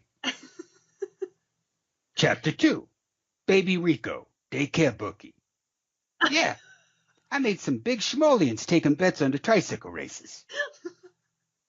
Chapter 3, Busted, How I Became the King of Toddler Detention Cell Block Teddy Bear. Chapter 4, Hey, Rico, get out of the fucking bathroom already. My new friend Puberty. Chapter 5, Gina Delavici makes your old pal Rico a man, and it only cost me 10 years of stalking by Gina Delavici. Chapter 6, My First Job, Shoeshine Boy at Midland Beach. Chapter 7, Unpleasantries Befall That Fucking Moron Who Told Me I Could Make Money Shining Shoes at Midland Beach. Chapter 8, Staten Island Zoo Shenanigans. 6 years of high school, and all I can get is a job picking up trash at the zoo. Chapter 9, Fucking Moron Primates. Moving on up. From $6 an hour picking up trash to picking up monkey shit for $6 an hour and all the bananas I can eat. Chapter 10, Dave Robinson on a fucking Zamboni. My first email to the Cars Podcast. Unfucking believable. Chapter 11, more fucking emails I wrote to the Cars Podcast. It's a whole chapter. Chapter 12, getting banned from the Staten Island Library for using the search computers to write emails to the Cars Podcast. Chapter 13, the socialized media. Crazy Orr fans threatening to make me a eunuch. Chapter 14, what the fuck's a eunuch? Chapter 15. Chapter 15. Holy shit, I don't want to be no eunuch. And finally, Chapter 16 through 20. 1001 recipes for the summer sausage and cheese logs. And I got my memoirs priced right, my friends. $9.99. The price of a pack of smokes in the city. Oh, wow. I'll make a Kazika $1 million. And I ain't stopping there. I'm milking it, my friends. I'll see you both at my official book signing at Killmeyer's Bar and Grill in Staten Island. On 12/12, all the way to whenever the fuck. I'll be all set up with them fold-up card tables and a lawn chair on the sidewalk outside. First class all the way. Your Panorama fucking author friend, Rico. Let's Go is an inspiring book, and it's motivating new writers to follow their dream of writing their own story. Like Rico. I'm sure Rico will be promotionalizing his book. Promotionalizing. sometime in the future. Yeah. Nice. So, Donna. Yo. Where can people find you? You can find me on Twitter at Sweet Purple June. You can also find me sometimes you can find me on my blog, which is www.sweetpurplegune.wordpress.com. And you can find me on Facebook. I'm turning into one of old pal Rico's old pals. I got my own Facebook page there, yeah. And it's called Benjamin Orr : Sweet Purple June. So come and find me. That is awesome. You're reading the next Rico email. Totally. Oh my gosh. Well, have Rico's sister write in. I'll be Rico's sister. Rico's sister. Hey, this is your old pal Rico's sister, Barbara. Barbara Kessick. All right. A star's born. That's right. I'm so proud of my brother. I have to work on it a little bit. No, it's got to be Babs. Babs Kazik. Well, my name's Barbara, but you can call me Babs. Everybody does. Down at the salon where I work, I'm doing nails, and people are saying, Babs, I want the pink champagne color. And I say, of course you do, because that's Rico's favorite color. He loves the champagne. Awesome. All right. Yeah, we'll get to work on that one. All right. So where can people find me? Yes, where can people find you, Dave? Find me on Twitter at @night_spots. I'm always hanging out on the Night Thoughts page on Facebook, and I've been hanging out a lot on the Benjamin Orr Off the Record page because there's some funny ass people on there. That's all I'm saying. All right, so we're going to close out this episode with an interview that Donna had with Joe Milliken, the author of Let's Go. Just want to offer my apologies that I wasn't able to be involved in this interview with Joe. The night that we're recording this podcast, Joe's working. You know, he's the night guy, the night watchman. Yes. And the only time we could reschedule, I have grandbabies. So, I had to do like Joe or grandbabies. Nope, sorry, Joe. The granddaughters are cuter than you. So, but we will close out with that, and we hope everyone enjoys that, and you'll pick up part 2 of that interview on our next episode. Perfect. All right. Okay, bye everybody. Bye. Hey Joe, how are you? I'm doing okay, Donna. How you doing? I'm doing good. Well, I'm glad to catch up with you. I want to let everybody know that it is actually November 14th, 3 days after the release of Let's Go, and Joe and his schedule have been nuts, absolutely nuts. So I'm glad we were able to carve out some time, Joe, for you and I to just talk fun talk. I'm glad to be here, and I'm glad Dave understands that the scheduling conflict just kind of screwed us all up. Oh, yeah. Yeah, I'm sure he does. So, of course, we want to chat about the book itself. And as you know, I love the book very much. I've read it multiple times. And, you gave me the privilege of getting to be one of the first readers of it. And I'm sure you remember how blown away I was. Because you sent it to me in segments, and so I would read each kind of thing, and just I was glad that you did send it to me bits at a time, because I don't know if I could have handled having it all at once. I definitely kept that in the back of my mind. I realized the impact it was going to have on you, and I think it was a good idea to just give you a little bit at a time. Yeah, it was. And it's interesting. I remember reading it, and one of my first impressions about it was the way that you wrote it. The style that you chose, to me, was very unique for a book. And I've seen a lot of interviews and articles, that have been written where, you sort of the writer will do like, here's the question I asked the person and here's their answer. And it's just a series of, paragraphs of dialogue like that without narration in between. You sort of went with this kind of a morphed style where you did some narration, but then you let people that you interviewed, you let their words tell the story. And when I first started reading it, I thought it was going to be, and even at first it was a little bit like jarring. I was expecting just a continuous narrative, and but it really worked the way it sort of highlighted each person and let them tell their story, almost like a documentary where you see interview clips of people talking, and it just ended up being so much more amazing to have. You felt like you're in a room with these people talking about Benjamin. How did you decide to do that? Sometimes you write that way for your articles, but how did you decide to do that for a whole book? Well, I do want to say that I was going to describe, you said the word yourself, documentary, and I was going to say that I thought it was interesting because when you first came back to me after reading it, I remember you saying that it kind of read like a documentary to you. Mm-hmm. And I looked at it this way. I'm interviewing over 120 people who knew Ben personally, and I didn't know Ben personally. I actually worked on the story of Ben, if you will, from me gathering information for about a year before I even started doing interviews. Okay. So I created that basic structure, and then I said, okay, now it's time for me to start doing the interviews.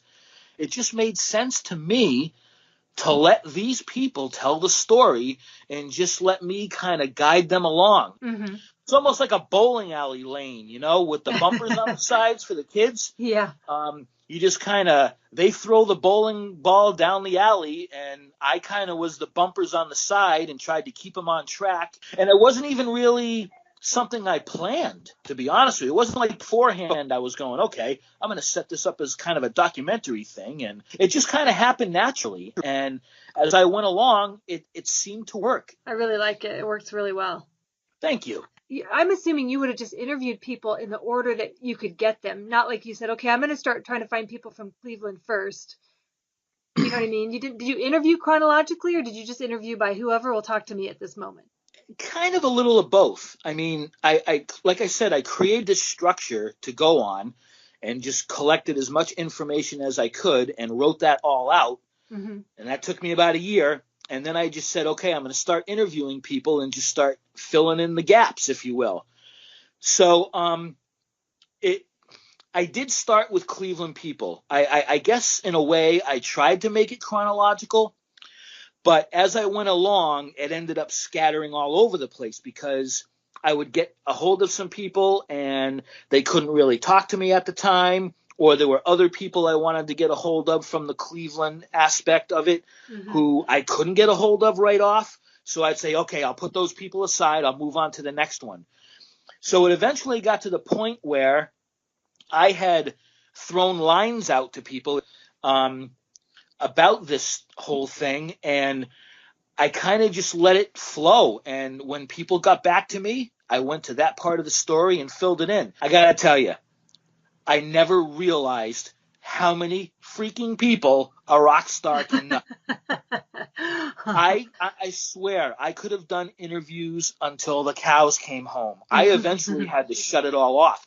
So tell me about your Cleveland connection, your Cleveland guys, because you spend a lot of time, I noticed that not only did you talk about Ben's history in Cleveland, but, you would bring a character into the story, and then you'd spend a little bit of time talking about their rock and roll history and what they did. And so tell me about that. Tell me about those guys. The Cleveland part of Ben's story was the most difficult to write about. And I say that because, media was different back then. There's no internet, all that kind of thing. I really needed the Cleveland people to help me with that part because there just was not a lot of information out there to begin with. Mm-hmm. So these Cleveland guys and girls were very important. And as I went along with this thing, I learned more and more how important the Cleveland aspect was to Ben. Ben was a very loyal guy, and he never forgot where he came from. So when I talk about other aspects of the Cleveland music scene, I kind of look at it as a tip of the cap to Ben. I try to talk a little bit more about the Cleveland music scene as it pertains to him, and maybe try to give some people a little more credit or give them some ink that never really got it otherwise, because there's a lot of talented people in this world musically that don't really make it big and aren't known by a lot of people, but that doesn't mean they weren't talented and they weren't great musicians in their own right. So right. I feel like Ben would have really loved that aspect of the book that I talk about other people too. And these Cleveland guys, I got to tell you, they were just amazing to me. And they were so appreciative, not only that I was writing about Ben, but that they were getting included. I'm talking about Wayne Weston. I'm talking about Chris Kamberoff and Diane Kokai Akins and these type of people. Yeah. Did you ever get to interview Joe Mayer? I don't remember when he passed away. No, unfortunately, he passed away several years ago. Oh, okay. I tried to talk to his wife, Jenny, but it was towards the end of her life, and she was in a nursing home at that point. So I wish I could have talked to the Emperor, but he was long gone by the time we got to this point. I'm fascinated by his relationship with them, partly because with Joe and Ginny, because, well, Marilyn is quoted in the book, spoiler alert, people, was talking about how, Ben, with these other kids at the time, they were Joe and Ginny's adopted kids. Did Ben live with the Mayers for a while? I can't remember. No, I don't think he actually lived with them. He was just over there all the time?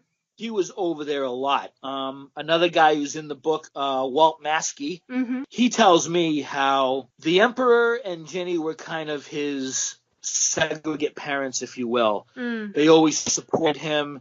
And when Ben was, a 17-year-old trying to find his way in the music business way before he ever became famous, Joe Mayer always believed in him.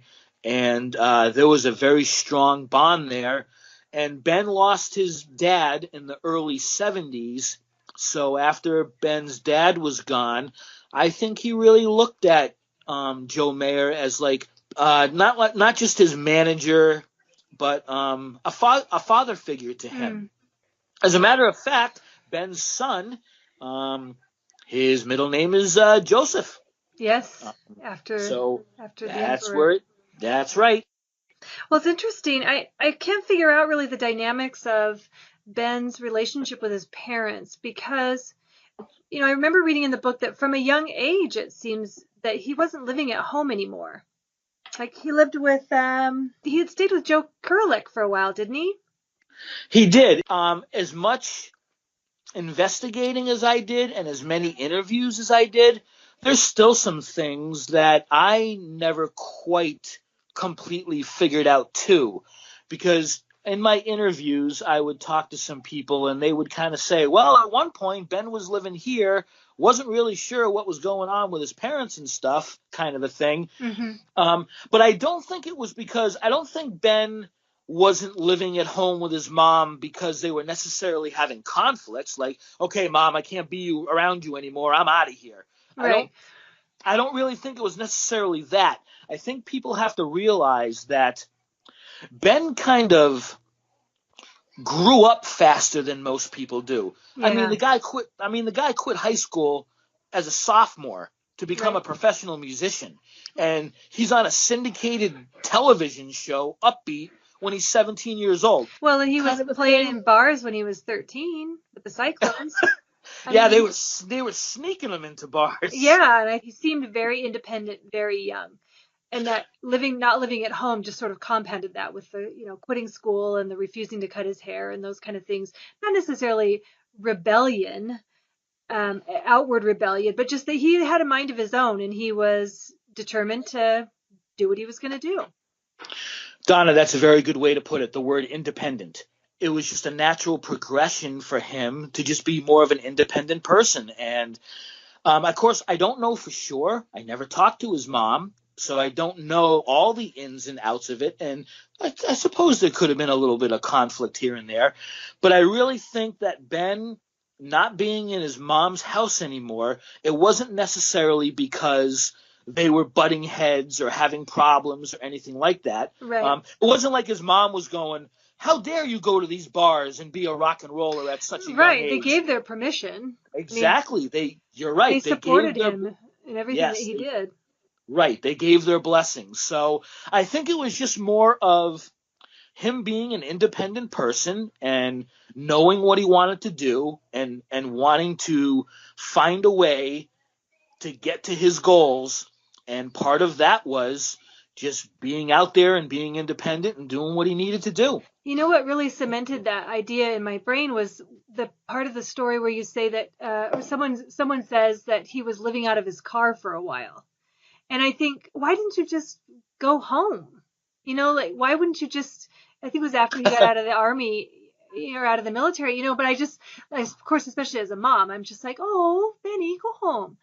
But I think that right. I know, right? I think that really cemented that idea in my mind that he was just determined to stay independent.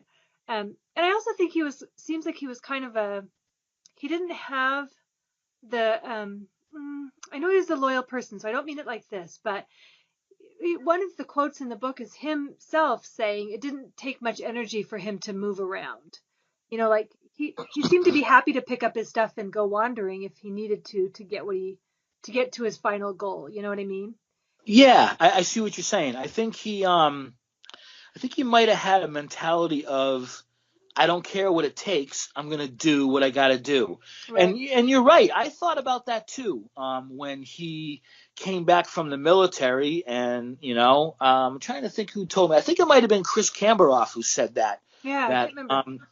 He came back from the military and he was just kind of, hanging around and trying to reestablish what he wanted to do and how he was going to find his place again in music. Because you got to remember, even though he was only gone for a year or so when he went into the military for a while, in the music scene, especially back then with no internet and stuff around, a year might as well be a lifetime. Right, right. I can honestly tell you, I wish I could answer this.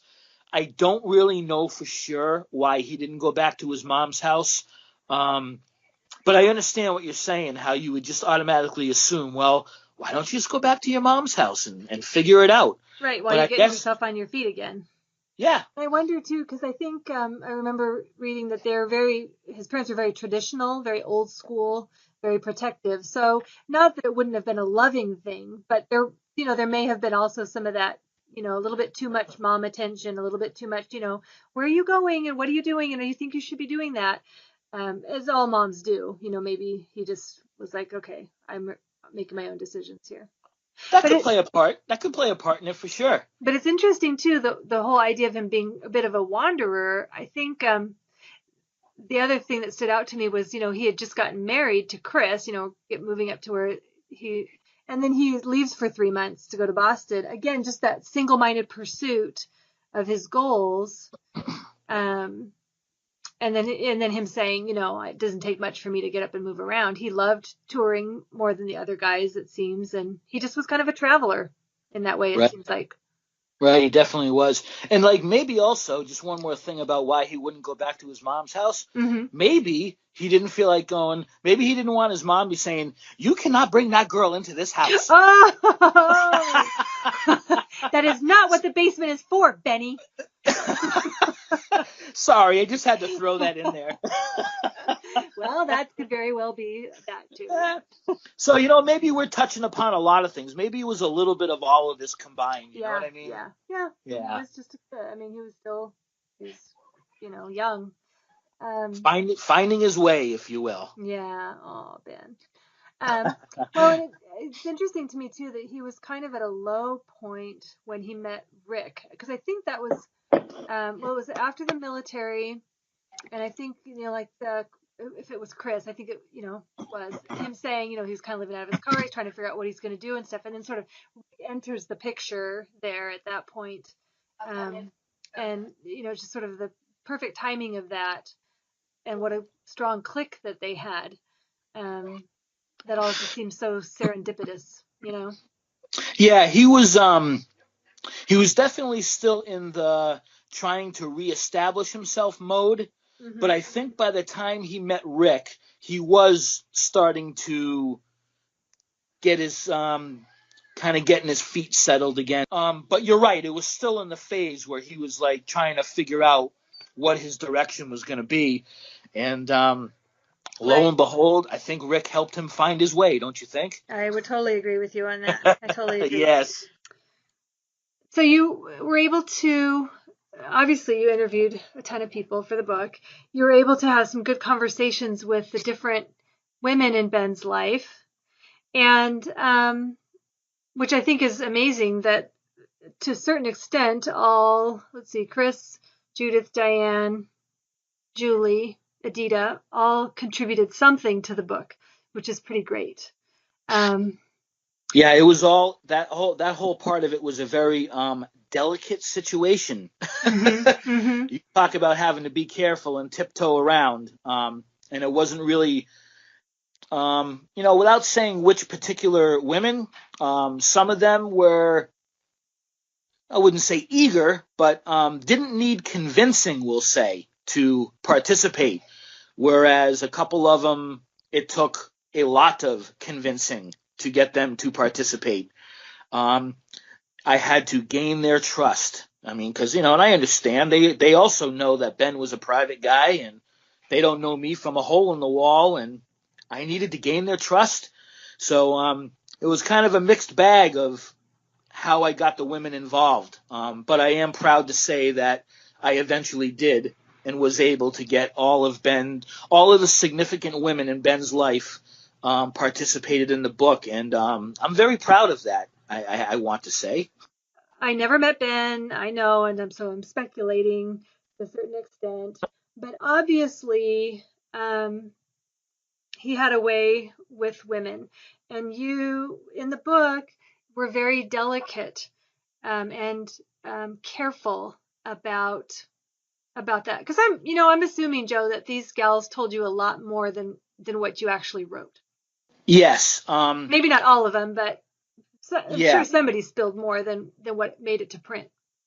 Oh, yeah. In a lot of these interviews, there were a lot of times where they would say, okay, Joe, this part's off the record.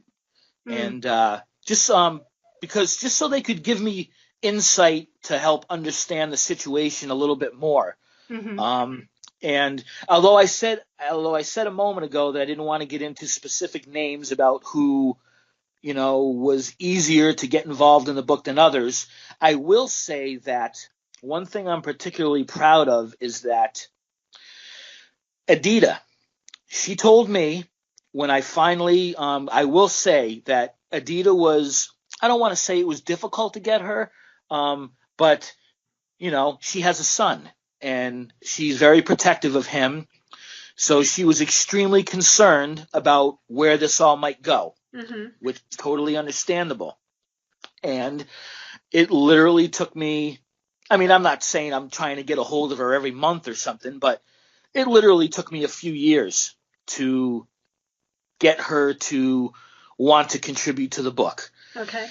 And when I did finally, and she didn't even really contribute that much. A quick story, and that was pretty much it about her son. It was really nothing about her. So I was very proud of that. And she told me in the end, when I finally did get the final quote from her, and I, showed it to her, and we tweaked it together. And even though it was a very short and sweet thing, we wanted to get it exactly the way she wanted it. And when that was all over with, she said, Joe, you are the first and only person that I have ever talked to about anything with my relationship with Ben, as far as anybody with the media goes. Right. I'm not talking about, her personal friends or anything like that, but she told me that I was the only media type person that she ever gave anything to. And that really, even though it wasn't a lot, that really made me feel good. And it made me feel like I was doing something right, that this woman would do that for me. So I was very proud of that moment, for sure. Yeah. And, I think that the thing that makes me, I'm kind of thinking back to my question about, that I'm sure these gals told you more than what what ended up being printed is because there's some cryptic type statements in their narrations a little bit. And particularly I'm thinking about when Diane mentions in the book that it bothered her, it concerned her that Ben was acting paranoid and walking around with a gun. Right. And a statement like that by itself, obviously opens a can of worms of speculation for a reader and makes you feel like you can't figure out the spin. Is she saying she really felt like Ben had some mental issues? Was she fearing like he was acting crazy? Or were guns just foreign to her? Like, I live in Idaho, so everybody has a gun. I mean, I know how to fire weapons, and it's just a way of life here. So if Ben was around me and wanted to carry a gun around, that wouldn't seem weird to me at all. I wouldn't be worried about it. I wouldn't, so there's kind of the two extremes there. So I wonder, I don't know, you get a statement like that and you start to go, okay, what exactly do you mean by that? Well, I think it might have been a combination of things. It might have been a little bit of both. I don't think, because you're right. There's two types of people. There's people that use guns and have guns around them, or even if you don't use them, you might not have a problem with guns or weapons. And there's the type of person that doesn't want anything to do with them. Right. So I think that in her case, it might have been a little bit of both. I don't think she was comfortable around guns.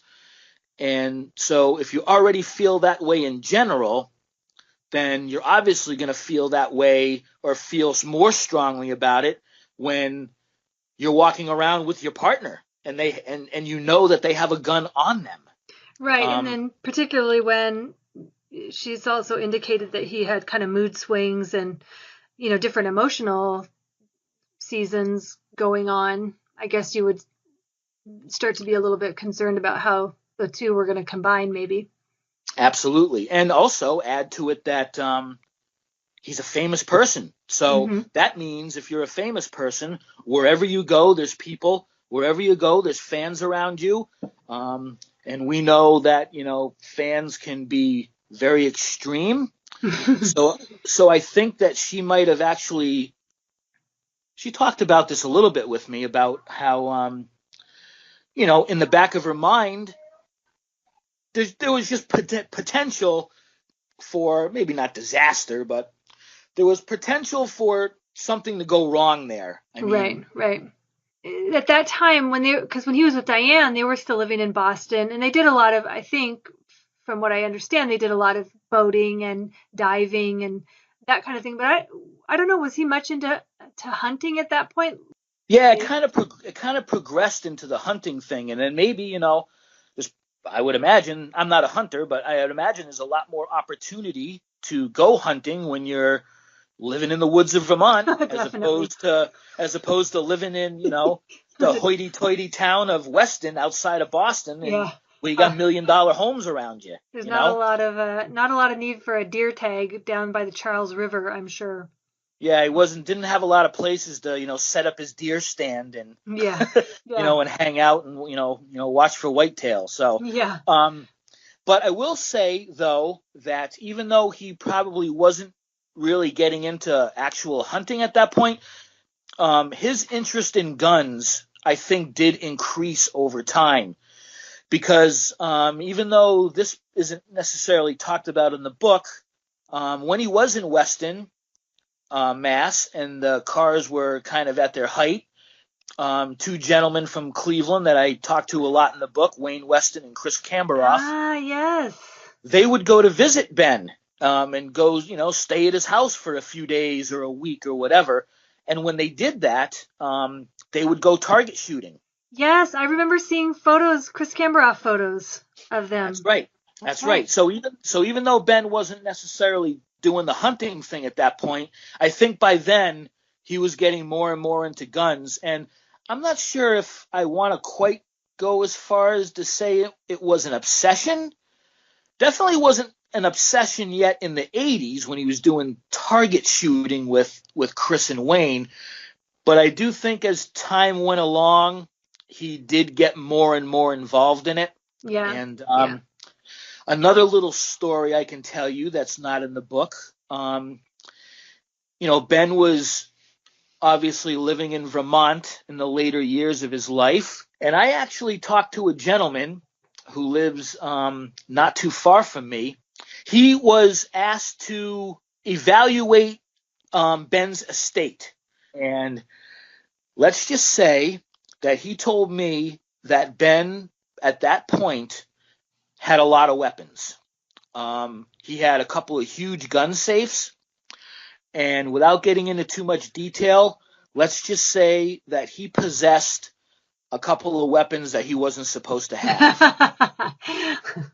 Well, so that kind of tells you right there that, again, I hate to use that word obsession, but his taste for guns definitely increased as the 80s went into the 90s, and for whatever reason, I don't know. That's pretty interesting stuff. Well, and it's funny, I kind of laugh because, again, it's not uncommon for people around here to have, different weapons that are legally they're not supposed to own and things like that.